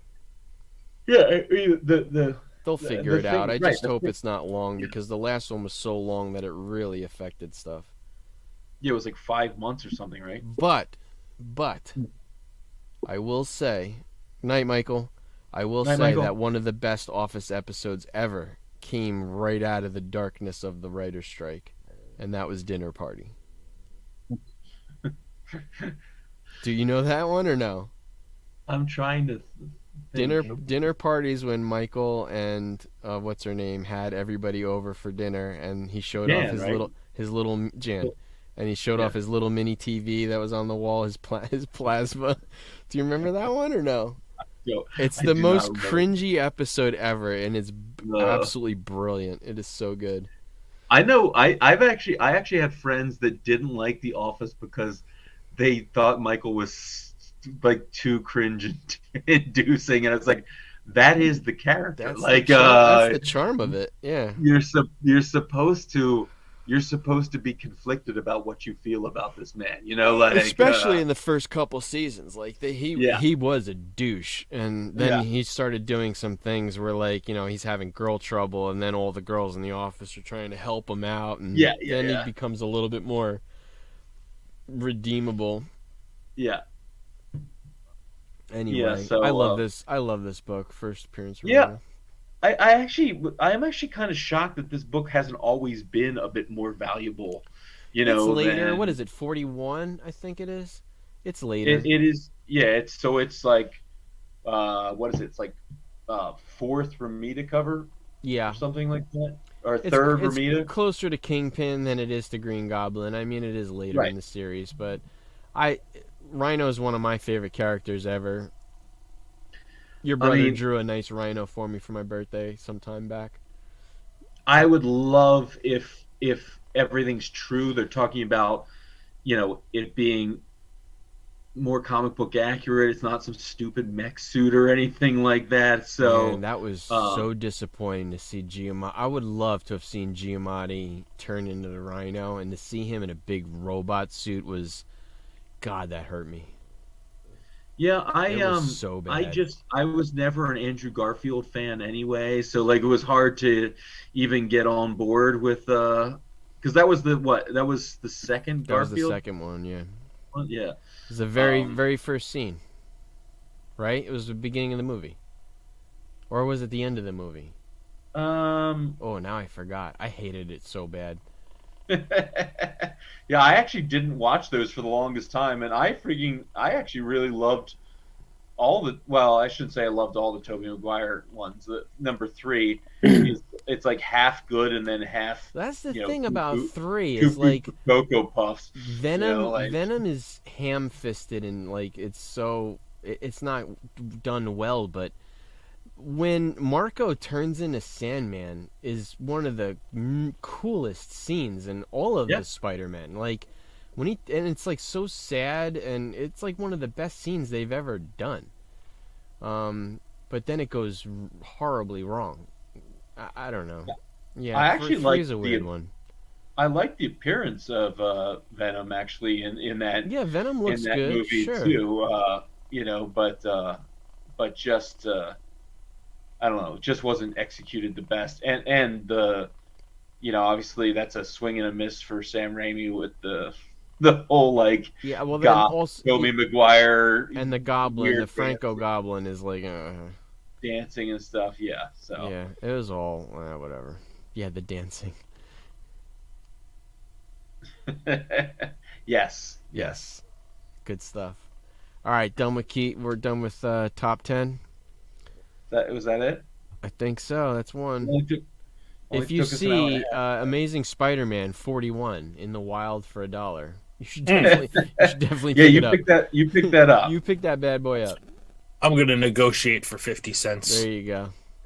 I mean, it is kind of shocking though. The 6.5 still an $800, just an eight. And I obviously I know I say only $800. Yeah. I don't mean that's an insignificant. But a 6.5 is not an easy find for an ASM minus under 50. And like that's those that's higher. why I'm kind of surprised that it's not north of $1,000. Yeah, for that book. Yep. Thank God I got one of mine early. I still, man, just trying to get a number 1 and number 2 of what is Doc Ock number 4 and a Goblin. I just still don't have the biggest 4 books. Ugh. My ASM run is going to be really challenging. That would be when we talked about like if money was no object. For me, it would still be ASM 1 over AF 15. Really? Not because I just you love that cover? I would say I love the cover, but I do love like that as a jumping off point for Amazing Spider-Man, where it's like he becomes the flagship character for Marvel, right? Yeah, sure. And really like the basis for kind of all the fan clubs and stuff like that, that would be a book that I would love to get. Not that I don't think AF-15 is insane. It's incredible. No, definitely. Rick has one. I every time he puts it out, I'm like, oh, I wish. But it is his ASM 1 is almost as much as his X-Men 1. I think his X-Men. He never graded his it's ASM graded. 1? His ASM 1, I don't remember what it is. It might be is it a 4.5 or a 3.5? Okay. And his X-Men 1 is a 2.5. What, 20K? Not anymore. I told him how much a 2.5 is going for. He's like, what? Because I think he's got 8 into it, and I think they're going for like 8 now, like 7,500. Yeah. I said, I'm sorry, man. They're not. You got 14,000 on that since pre-COVID, and it's not going for that anymore. Yeah. I was like, you hold on to that one because it'll get back there, but not anytime soon. Sure, yeah. Not right meow. No, it's right really now. Interesting. I do understand how challenging it will be to find some of these books, but I certainly think that there's chances that just in the wild, not in the wild in like a flea market, but like that, in traveling, in talking to people, in advertising that I'm looking for books, I think that I can find these books still, with a collector or something like that. And I'm not saying I'm going to get them for. But I even think like if you go to a store and some guy's got an XM1 on the wall and he's probably had it up there for 5 years and you made him a decent offer, I'm sure you can get it knocked down. Just because, I mean, what store owner doesn't want 10K cash in his pocket to do whatever with? Like the goal of a store is to make money, to move product, and at that point you've had that money is long spent, so it's better to have liquid than it is to have that book on the wall. Although it's nice to show an X-Men 1 on your wall.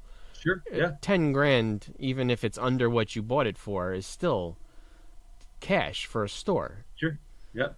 So I don't know. Like I feel like even going into a store, you might be able to luck out, and you don't have to hop on one on a collection. Or I feel like there's opportunities there for the big books because nobody's shelling out that kind of money. Yeah, well, it's certainly not. I think it's probably, like you said, it's probably less likely in a store than it is on Heritage or something like that, right? Those kinds of books are selling on a regular weekly basis on Heritage or Golden. But well, let's do this. We've done it before, and we haven't done it in a while. You have $5,000. What book are you buying? Only one book? Let's just say one book. If right now I have $5,000 and I can buy anything right now, I think I'm buying a 9.8 Filoni. Oh no, I can't buy that. I could buy. Why can't you buy that? Well, I can't buy a 9.8 Filoni. Like I couldn't get a 9.8 with $5,000 for $5,000. Yeah, I think 4,500 gets you a 9.8. No, 4,500.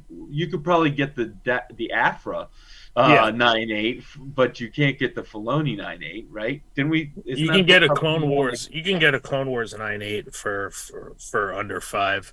No, you can't. They're you down can't get now. the Filoni Clone one. Wars 9.8 right now is less than 2. Is it? Yeah, number 1. And a Filoni, I was pricing them. I thought they were like 4,500 or is that a 9.6? Yeah, I thought they were down. Well, I might be down, but they are down. Like what you can't get is like a Djurjevic Ultimate Fallout 4. That's like 7. Maybe even like 8 or 9. For a 10 is what? 20. A 9.8 is like 21 yeah, or 22. It's like 20. So you can't have that. I guess you could most certainly get a Filoni Raw for $5 easy. Yeah, A Raw right now is $3,250. A 9.8 is currently at, I would say 4,500. $6,868. Sold 10 days ago for $6,800. So I would take that $5,000 and offer it to somebody who has it. Yeah. Is that your book, Chris? A Filoni Clone Wars? That's your book? Yeah, for sure. Yeah, I'm going more Silver Age. I think if I had 5,000, I would probably get another Hulk 181. It's like, or a nice giant size X-Men. You can probably get like an 8.5 giant size. Yeah, they're gonna $5,000. Like all that stuff's down right now, so I would get like one of the major keys. Let me see. I might actually buy a House of Secrets, because Jason wants my books. Yeah, I bet you right now. I'm just trying to think about like what books I think are still probably still have quite a bit of room that should spike. Anybody in the chat too? If you guys are in there, what would you buy with $5,000? Like, what is your book? ASM 1460. There you go. 5Gs could still get me an 8.5 House of Secrets 90. That's a great book. In an 8.0? 8.5, and I'd have $1,600 left. Nice. But a 9 will push you over 5Gs. So I would take that 5 and offer it. So the last sale, Chris, was yesterday for $6,222 for a 9.0.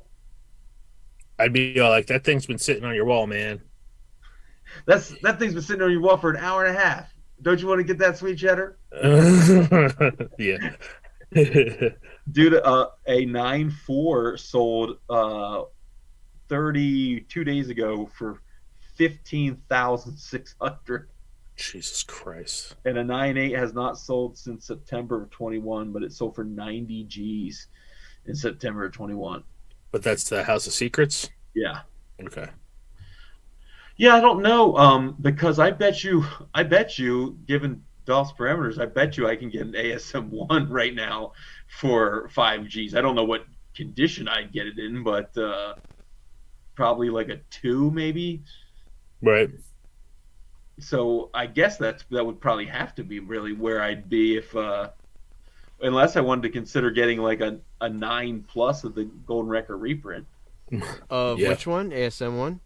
ASM1, yeah. I think 5,000 gets you a pretty good copy of that Golden Records. Right now, if I use my 5Gs, I could get a 2.5. Really? No, hold on. I thought they were way less than that. No. Sorry, I'm looking at standard.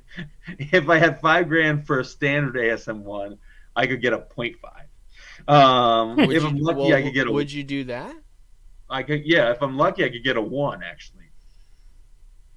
Like you're using Chris's logic, just offer him 5. Maybe he will take it. Well, the last sale of a 1. Worst I could say is no. Yeah, exactly. The last sale of a 1 was $5,040. So I bet I could get. That's something that I would do and have done, where I'd much rather be in the game on a really low quality one than not have one at all. I'm fine with a 1.0 or a 1.8. Like that's fine with me. On those books, for sure. Yeah, on those books for sure. So let's see. I bet you I could get in the 9s for a gold record reprint. Yeah, that's what I was thinking. Because I remember them being like, what, $2,500 for a mid-grade? Like a 6.0? A 9.8 is still 5Gs. For a golden record reprint? But a 9.4 sold last month for $1,676. So. There you go. Well, you could get the 9.8 sold for $5,400. So, I'm going to do Chris's logic.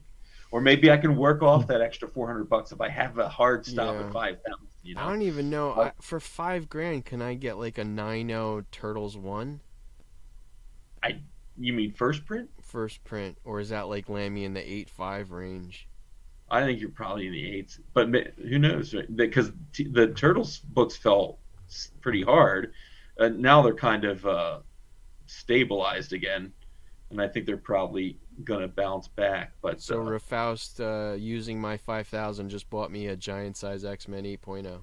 Yes. Thank you, Refaust. Done. I would buy that. That's a nice copy. And 8.0 is a nice copy of that book for 5. So Dolph, you could get. Ooh. I can get 3. Yeah, you can't get squat for $5,000 in Turtles 1. Really? The last. Oh no. So the lowest slab on cover price is a 4.5. The last sale of a 4.5 was last November, and it was $12,000 for a 4.5. What? But there has been sales of a 7. There was a sale of a 7.5 in March so 4 months later, a 7.5 sold for $11,655. All right, so 7.0 for 11. So technically, I could probably get like a 5.5 or a 6.0 for 5. Maybe. I don't think you'll get. I don't. There has not been a sale. That's crazy, man. And how there's 2,000 copies of TMNT 1. 3,000, right? 3 of the first print, 5 of the second print. I think that's what it was. It's like 3 and 5 or 2 and 5. It's like 3 and 5 or 3 and 6, something like that. Something like that. Okay. So the last sale that was below $5,000 of a slab copy was in 2020 for 5.0 was $3,800. Refaust, you are not getting that book. Oh, Page.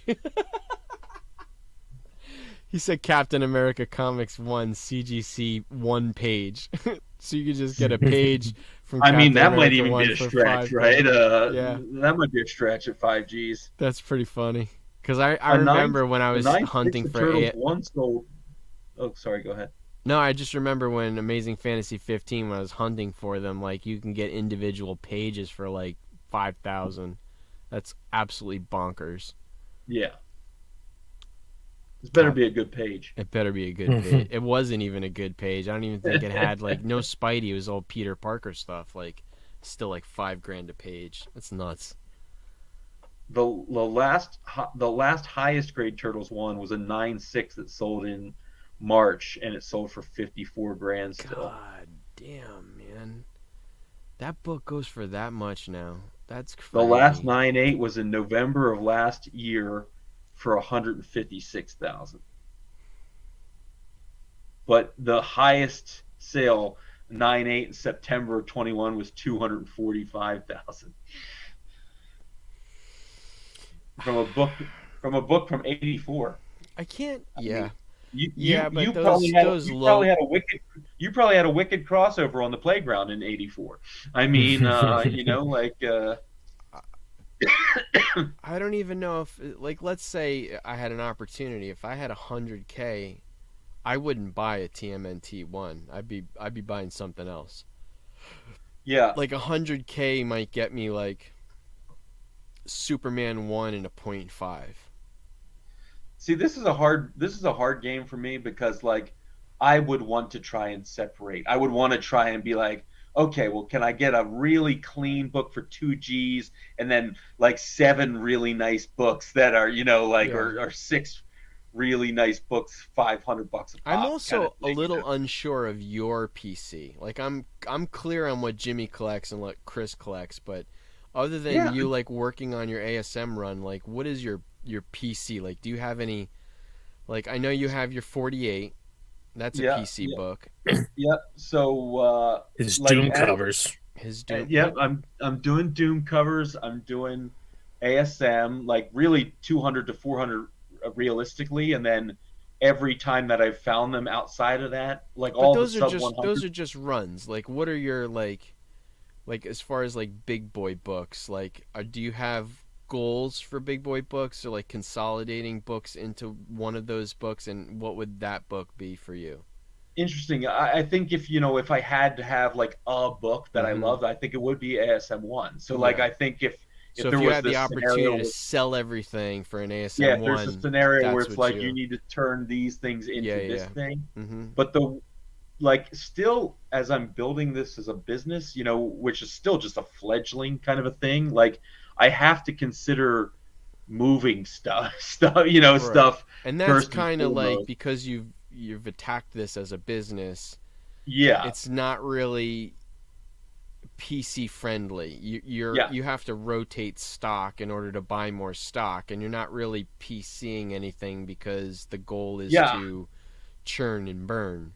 Yeah, I would say I'm PCing more books for the three of you than I am for me when I buy collections. I would say that too. I was like, I definitely would say that. Set this aside for Jim. Set this aside for Chris. What was interesting? I just had this thought today because I was looking on Instagram. I really would love, and it actually could be attainable. And I wouldn't try for the very first appearance, but I would try for the Dell Peanuts and the Gold Key Peanuts runs, because there's only like 6 issues and 22 issues, and I've always loved Charlie Brown. And so that would be a fun goal, because the books are usually in decent raw condition, somewhere between like 25, and I think even the first Peanuts is crazy money, and that's from the 50s. But then the first Peanuts as a solo title, which multiple issues, you can get a decent raw copy for a couple $100, and then really nice graded copies can get much more expensive. But like that would be something fun to collect. Doesn't take up a ton of space, is like really great because the artwork and the colors are amazing on those Dell and Gold Key books. Yeah, sure. So that would be something fun to. But I think I would when I've just a general search tonight on there's not a lot of beautiful not a lot of great looking copies of those that are easily found right away. So. I would definitely have to seek those out, I think, on eBay or collectors forums. But that could be something awesome to, like, when we go to NYC in the fall, because you have those people with Golden Age books, and you have those people who specialize in gold keys and stuff to pick up 2, 3, 4 issues of those runs, Yeah. I find myself, when it comes to the Golden Age stuff, that I don't even go to spend money. I just want to get some more eye appeal stuff, just things that look cool. Like that's why I bought those weird but I don't want to spend a lot of money. Like I just want to get cool books. Yeah. Something that just kind of looks interesting, but I don't want to break the bank. I want some Golden Age books, but I really don't care about their substance. I just want the cover to be cool, like eye appeal. Chris bought more Golden Age books on a run last fall than the three of us have owned. Yeah, it's funny. Like Chris is our golden age 9-0 Scooby-Doo 1. I have a Scooby-Doo 2 that finally hit the runner-up list. I bought that a long time ago. It's a good copy too. Ralph, you can actually get a 9-0 Scooby-Doo 1 for 5Gs? I know that book is crazy expensive. It's a tough book too, because it's a red cover, right? Yeah. I bet you that book gets real pricey. Like, I bet you 9 is like. Yeah. Is there a significant difference for Faust if you're looking at it on Cover Price right now between a 9 or 9.2? I bet you there's a significant jump. That's got to be a pretty book too, in a 9.0. Yeah. 9.2, $12K for Scooby-Doo 1. Dude, all those gold keys, there is a tipping point. Just like remember you asked me, Dolph, like, did I regret selling the Star Trek? Star Trek, and I said if it was like 2 grades higher, I would have regretted it. Because like there's just this point with all the. What was yours, an 8.5 or an 8.0? Mine was an 8.0. An 8.0. And that book, when you get to, I think 9 is the grade where it just like it gets to a different. What's that? Why? It's not like it was a different quality of paper, or it's got to be population count. Like you're right, but it's got to be what those are. That is crazy. $12K for a 9.2 Scooby-Doo 1. Ruby-Doo. Hey, Chris. Well, that's that right now, Dolph, on Cover Price. Now I can't see the census, but on Cover Price, that's the highest that's ever sold. That's probably why. Oh, okay. So the best copy is a 9.2. Well, the best copy that's sold, is a 9.2. Okay. Chris, what about you? If you could sell all your books for one book, what would it be? I'd probably have to go for those 35-cent variants. I was gonna say, yeah.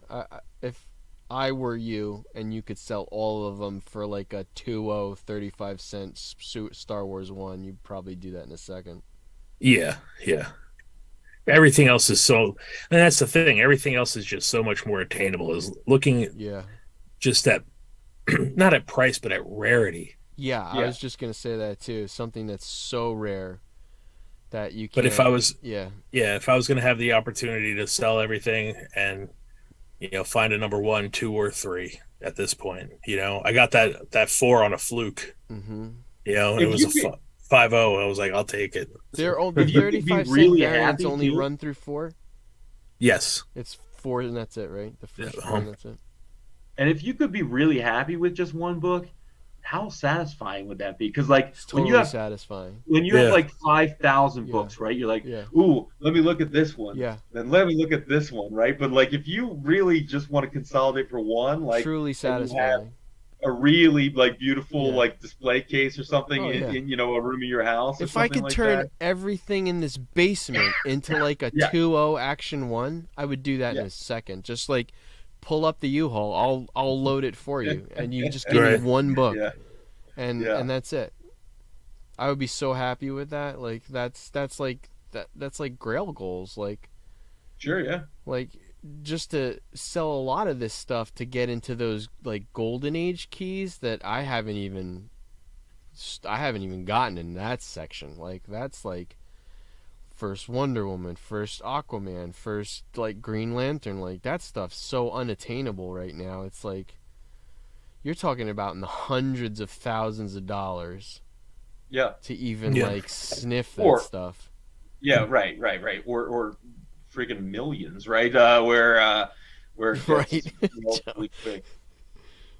Well, that's the other thing. I was just thinking about it, and I was like, tomorrow is Star Wars Day. I should list all of those, like the Jedi Mace Windu, the like all of those bigger key books that I have. Yeah. I mean, Kanan I'd hold on to just until somebody shows up there, but Asajj is a nice one to sell. Asajj is a good one to sell. The first Revan, couple of stuff that are pretty big. I said if I can capitalize on that, on selling those things like on Star Wars Day tomorrow, I think I would take that money and use that to finally get my Clone Wars. I'm so bummed that there wasn't any news about Knights of the Old Republic. I was kind of hoping. Yeah, there's. I was waiting for something, and nothing happened. That would make such. But I know they're dabbling in it with the Star Wars video game. Mm-hmm. Like, was Revan in it? Yes, Malik? Yes, he was. No, Revan was in it. Malik was in it too. Yeah, so I'm saying, like, I guess because they're doing it through the video games, they're not going to put it in live action. But man, I was kind of hoping for a Revan Malik something. Yeah, I was listening to a bunch of people talk, and they were going on about, the video games, and they're supposed to be that reissue for Knights of the Old Republic. The reissue didn't. The reissue's still going to happen. No, I think it got shit-canned. Very sure, because they were saying something else got shit-canned. It got suspended indefinitely, and then nothing was spoken of it. I was really looking forward to that. Well, that stinks, because I was like, one of my favorite games. I kept saying maybe they'll announce something tomorrow, but yeah, I'll look again, but I'm pretty sure it was like suspended indefinitely, and I was bummed. Our downtown theater is doing New Hope tomorrow night. Oh, are they really?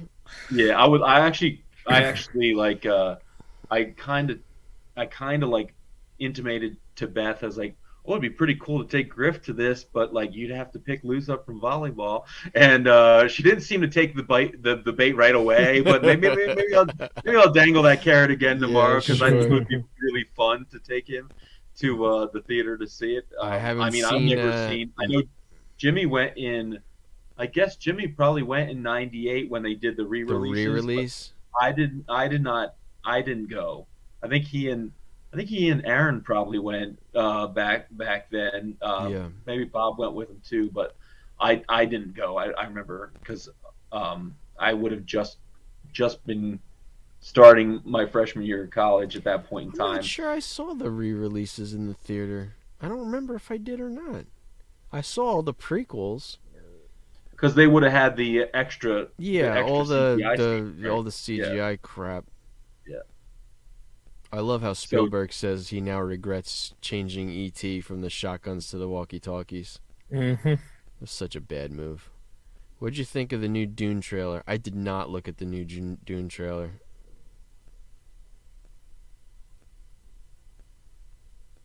Yeah, neither have I. Holy crap. A 9.8 graded version of Star Wars Battlefront goes for what? What is that, a video game? That's the video game, the first video game they did, which was an okay game. It was very hard. Yeah, it was really good. John, how does the grading scale go for the games? Is it pretty much the same as comics, or is it like out of 100, or what? Well, that would have been a CD scale? Game, right? That would have been for PS2 or PS3. I have no idea. I don't remember. I did like the game though, because you can play on the good side. You could play as Han Solo, Luke, Chewie, Leia, and on the bad side you could be Boba Fett, Darth Maul, Darth Vader. What do those look like? Do they have a plastic case, or does it look like a CD case? I think it would just be a regular PS3 case, Xbox like and PS2. Case? There you go. PS2, okay. $800 to $1,000. That's just shrink wraps, right? Those are shrink wraps. I just feel like the video game market, though, is so manipulative. Like, I feel like there's a bunch of guys that are manipulating the video game market. John says it's hard to understand it. Yeah.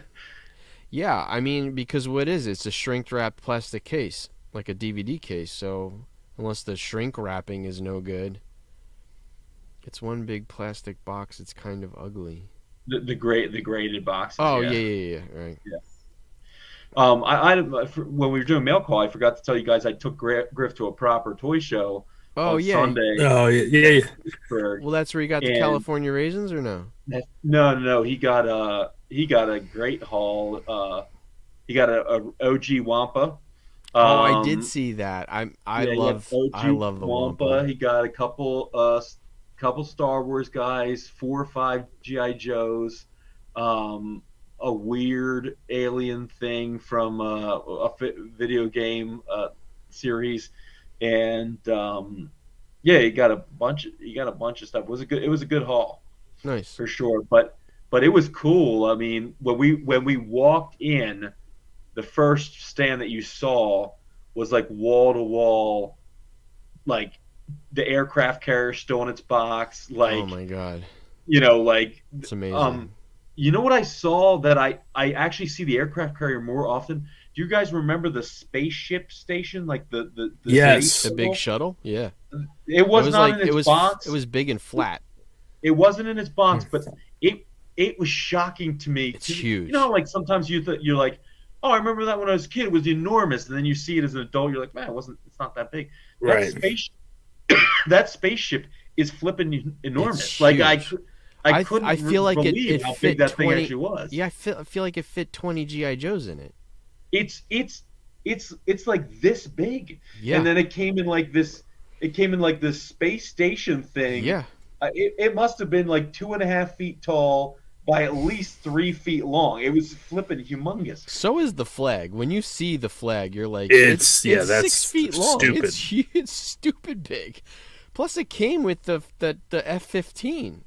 Mm-hmm. Like it fit like 3 F-15s on the deck. Like the thing was massive. So there was a lot of really cool stuff like that. The oil rig. I don't remember the oil rig, Faust. I remember the Cobra Command Center, which that thing was like that. It was like the Technodrome from Ninja Turtles. It was just that big circular white thing. Yep, saw one of those on Saturday. That was Sunday huge. too, yeah. I don't remember the oil rig. I remember the hydrofoil was another big one. That was the big what is it? The hovercraft. That thing was massive with the big fans in the back. So I asked Griff, like, I was like, hey baby, if money was not an object, how much money would you have spent today? He thinks about it for a beat, and he's like, think about $8,000. Dude, he is really witty. Like he's quick. He's really I just quick. think like so we watched this I think it was on Disney Plus. There was this cool like documentary about it was actually on YouTube about who was the guy Harryhausen, the guy who did like the all the stop motion for Ray Harryhausen. Yeah, Harryhausen. They had he did like Sinbad, and he did like yeah. I don't know what it was. I know what Clash it's of from. the Titans. Clash of the Titans. Yeah. So they had a Kraken from Clash of the Titans. A model, and I don't know, like, would that have been released in the '60s or? No, because Clash of the Titans from the '70s. Okay, right, because what's his face is in that, right? Harry Hamlin or whatever. Hamlin, yeah. And Burgess Meredith is the old guy. Like, yeah, it's pretty not too old. That's right. He plays the Riddler in that, right? Yeah, he does. Or no, I mean Penguin. He plays the Penguin. Yeah. What's his face played the Riddler? I forget what that dude's name was. Gorshin. Yeah. The guy who did all the impressions. But they had a. I'm assuming it's probably from the '70s. They had an actual toy that was about 2 feet and long. It was a Kraken? And it was the Kraken. That's kind of cool. And it was $1,000, I think. I remember though, the Clash of the Titans figures, because I had Calibus. I had his figure, and I had Perseus. Okay. I had those two. They were really cool figures back then, especially Calibus, because he's all messed up looking. But those and the Indiana Jones toys I had, and they were pretty rare. Like I had oh my God, what's his name? The guy with the wound on his hand. The guy's face melted at the end. I forgot his name. It began with a T. But anyway, like that was one of the rarer ones. And then there was like the Indiana Jones Goon. Like that one was rare. Like those Clash of the Titans toys were... So they might have had a Kraken like play set version. Yeah. It was big though. That's kind of cool. I got to look for that one. He saw that, and then something he wasn't interested in, but something that like really like was interesting to me was one of the dealers had like the the prototypes for like some of the action figures, which they John made just said Krakens go for 800 to 1,000. Okay, yeah, there you go. Yeah, and John, it was $1,000 is what we were charging at the toy show. 1,000. So in the box, out of the box, it loose? was not in the box. No. Loose for 1,000. Loose, yeah. It would have been really interesting, Chris, if you were there, because there were so many people with carded Star Wars and loose Star Wars that like it was overwhelming because like some people were selling it seemed like because Griff had wanted to get like a bunch of stormtroopers. Well, like power of the Force ones. I always thought like stormtroopers were kind of like the Castaway, even from the OG like Kenner lines. But like the stormtrooper prices were like on average much higher than like a like a Chewbacca or something, like a loose Chewbacca. So I don't know if there's been a shift in that, or maybe they just made more of some of the good guys than they did actually. Well, what's funny is that I had actually inquired about that, and I think the consensus is that people wanted multiple stormtroopers. Yeah, I saw that too because they set up like dioramas and stuff. So even though there was like it was quote unquote a common figure, more people were getting multiples and taking them out. Okay. So like to find carded ones at this point in the game is like slightly more difficult. Chris, I got a question. Remember how the Boba Fett had like was it a Hong Kong and a Thailand version or something like that? It was Taiwan and Hong Kong. Taiwan and Hong Kong. Did they have like variants of the early Stormtroopers too like that, or? The Stormtroopers, I'm not sure. The all that is that when I believe I gotta look up what a Kraken. I gotta look at a Kraken just to see what this thing looks like. now Dolph's like, do I want a Kraken? I'm pretty sure I do. That all comes down to the early stages of Kenner. Oh wow, that can't be it though. All right, this one. Hot damn, that thing's cool. But it comes down to the early stages of Kenner, trying to get prototypes out or like made, and then, the whole story behind the Christmas like voucher, for the original figures, and then they put them out. So those original figures, I believe, are whichever one's the I think the Taiwan is the weirder one. But yeah, it was just a cool and it was really funny because like I still did not know how big of a toy show this was going to be, right? Yeah. And then it's usually on the front side of Pittsburgh, so we're about 2 hours from Pittsburgh. But this was on like I had to drive through the entire city, so like the last 10 miles took like an hour because of traffic lights and stuff like that. And Griffin's in the back seat. He's like, "This better be good," because it's like we're at like 3 hours in the car one direction now, and he's like threatening me at this point in time. But it was cool. Yeah, it was cool to this thing has the original box, 1150. Oh, really? Yeah, it's crazy. What year does it say it's from, Dolph? 1980.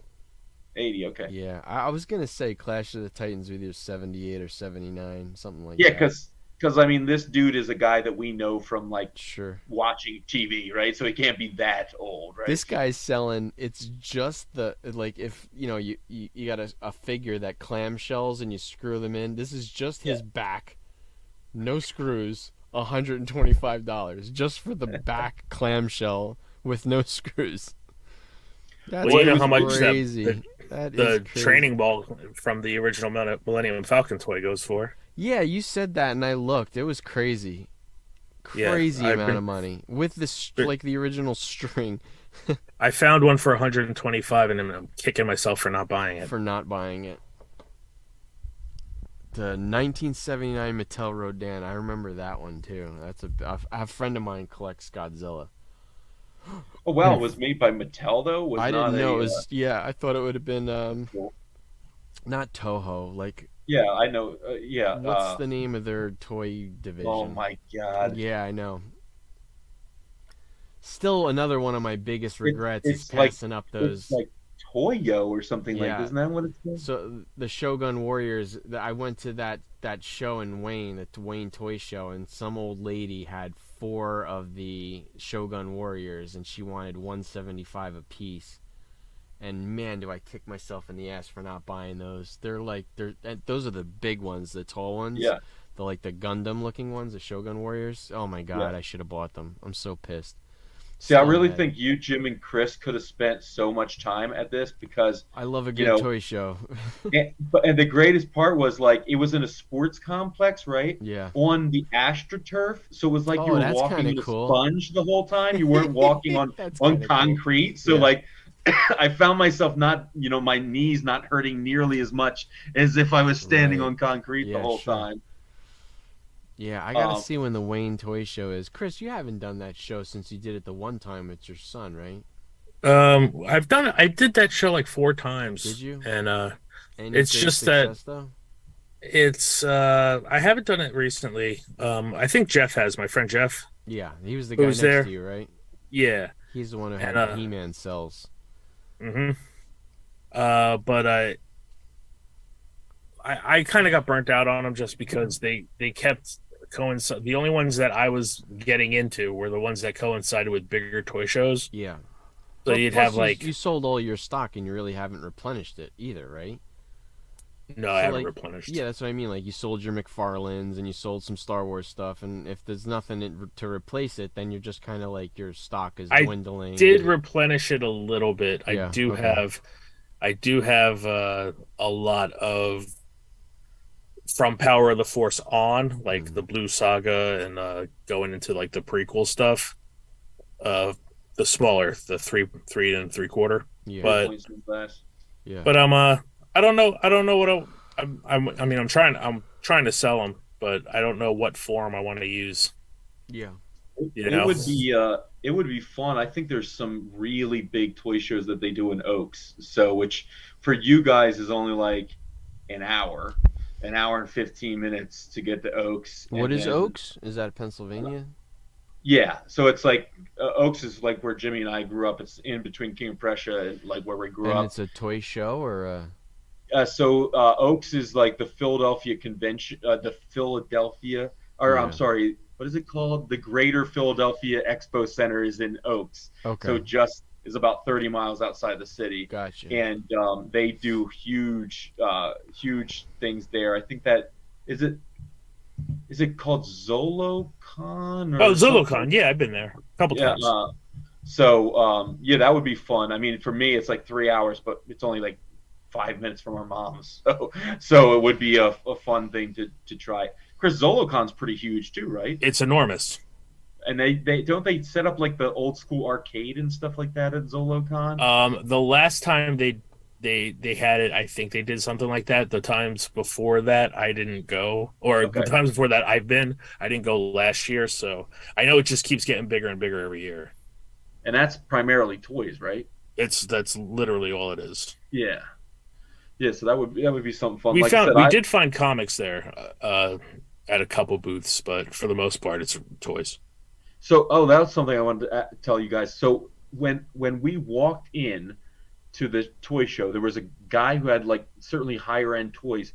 He has 3 graded books out in front, right? So he doesn't even have eyes on these. What books do you think they had? I can't imagine. For you to bring it up, it's got to be some pretty bangers. It was a giant size Oof. in 6.5, I think. That's a good book. An ASM 129 in 7.5, and then it might have been a Hulk 181. And he didn't have them behind or anything. They were like out front on those little plastic stands. I was like, guy, I'm nervous for you that you don't have these within your eyesight. Yeah. And it was busy at the beginning of the show. And all his toys were under glass, but these were just sitting. That's so up. Funny how his priority is probably a toy guy. He's like, well, I don't care about these comics. I just care about the Star Wars figures. My Amana Man is under 2 inches of acrylic.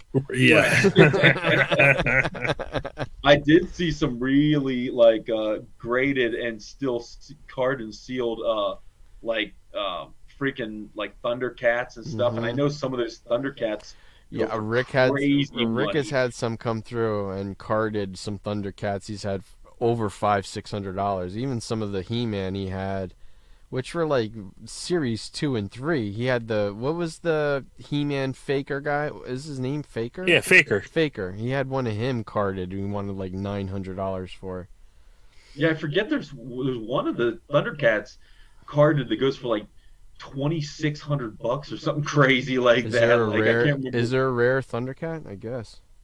There was I thought the mail away Mumra was a big one. Oh man, I can imagine. I want to get cool. I want to get a Trapjaw on card. I love Trapjaw and Beastman. I like them both. So yeah, it was fun. It was fun, even though I'm not a toy collector. It was fun going and just seeing everything. Yeah, it is. Just to browse is fun. But it was a little disappointing because like the one other toy show I'd gone to with Griff wasn't with me, so I could dig for comics. There was a lot of deals to be had, but this one, the couple bins I flipped through, the books were either trashed or they were like, I mean, above retail near mint prices, and the books weren't even near mint. So sure.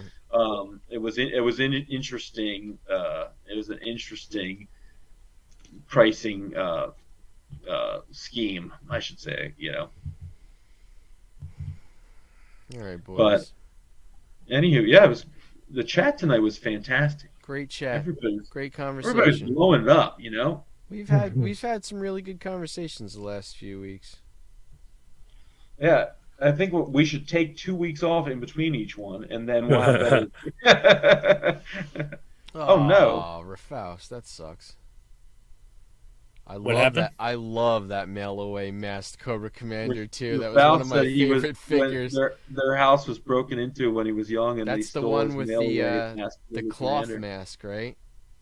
That's not when he had the silver shield. It's when he had the cloth mask that draped down. Like, that one was a great figure.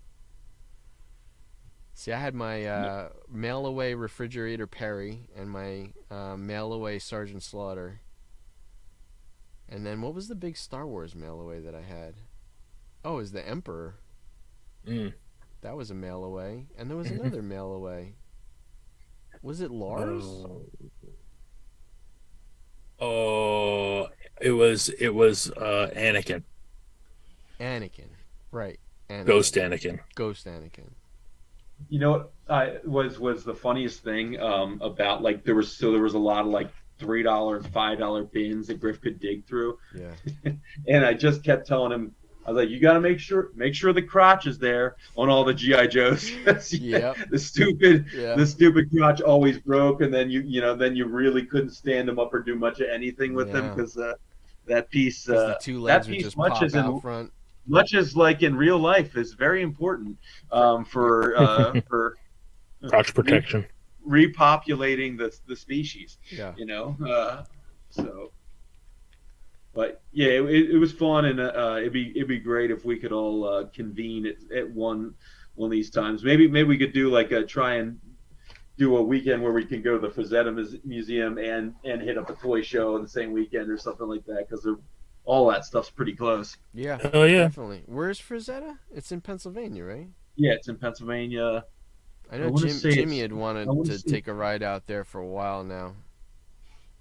Yeah, another one of his original paintings is actually going to auction. I saw from the Frazetta Museum. I can't imagine $1 million, easy $1 million. Well, the pre-auction estimate's like $4 million. $4 million?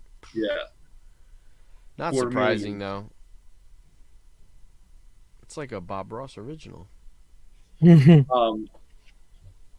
Yeah, Chris, it wasn't one of the Frazettas, but the cloaked hood guy you had the biggest book you got in your collection. Yeah. A 9/9 was a 9.9 by the public. What was the publisher's file copy? I don't know. Right. I don't know if it was auction. I think it was just previewed this week, but it's a 9.9 from whatever that is, like 52 or whatever, and then it's got the pedigree of being the EC publisher's file copy too. I was like, holy crap, that's crazy. How much that book has got to be mid six figures, even though it's not like one of the giant keys. Once you get into prototypes like that, I mean, it's scarcity. Like Chris was saying earlier, when you start saying I want to consolidate my collection for rarity, like that rare stuff, like that's the stuff that makes you want to break out the wallet. Yeah. Like, oh, nobody else has this? Okay. Right. That's why I really like, getting into the comic art, but it's so expensive to get into it. Well, if you were Glenn Danzig, you wouldn't have a problem. If you are Glenn Danzig, who he clearly got in at the right time too. Like the dude was hanging out at Jack Kirby's house, just buying up pages like crazy, annoying the crap out of him. What was the price? It was like $50 a page, $250 a cover. Yeah, something crazy like that. It's crazy. Unbelievable. So, Dolph, you looking forward to Comic Fest on Tuesday? Yeah, is that what we're calling it again? That's going to be really fun. Hopefully we get Comic Fest? It's supposed to be nice weather. Yeah, so Jimmy's we're going Tuesday, our excursion for Chris. Jimmy's birthday. We're going to hit up at least 8 shops in Manhattan. So I don't think we're going to find a lot of deals, but I think we're going to have fun looking at stuff. Yeah, right. I'm honestly most interested in that Japanese bookstore that he wants to take us to. That'll be pretty cool. Yeah, it was surprising. Like, I mean, aside from the ones that are down by the trade center, like we could hit up a lot of that stuff just walking. There was one in that little section by Midtown where there's like 4 or 5 stores right there. Yeah. So it should be fun, though. I'm really looking forward to it. I think I'm trying to go with the same mentality as when we went to NYC, like just see what we see. Like it looks like there's a Neil Adams museum possibly, or something like that too, or a exhibit or something like day. that. I'm just along for the ride, right? Yeah. Whatever he wants. Just trying to find Adam Hughes books. That's all. Yeah. Well, cool. Yep. Anyway. All right, everybody. Thank you so much for have a great night, everybody. Have a great week. Chat. Happy hunting. Rafaus, I'm loving all these books you're picking up, too. Rafaus is crushing it on eBay. Is, finding these deals and stuff like that. Yep. Oh, yeah. So, John, good talking to you. And if absolutely. Michael went to bed. And Alex probably went to bed. So Michael went to bed with the early show. Yeah. Michael likes the hot 10, and then he's out. He can't handle our rambling afterwards. That's it. Well, he's a card guy anyway. So, all right, boys and girls. All right. Thank you so much, and see you next week. Peace. Bye. Oh wait, I gotta use my hands to log out.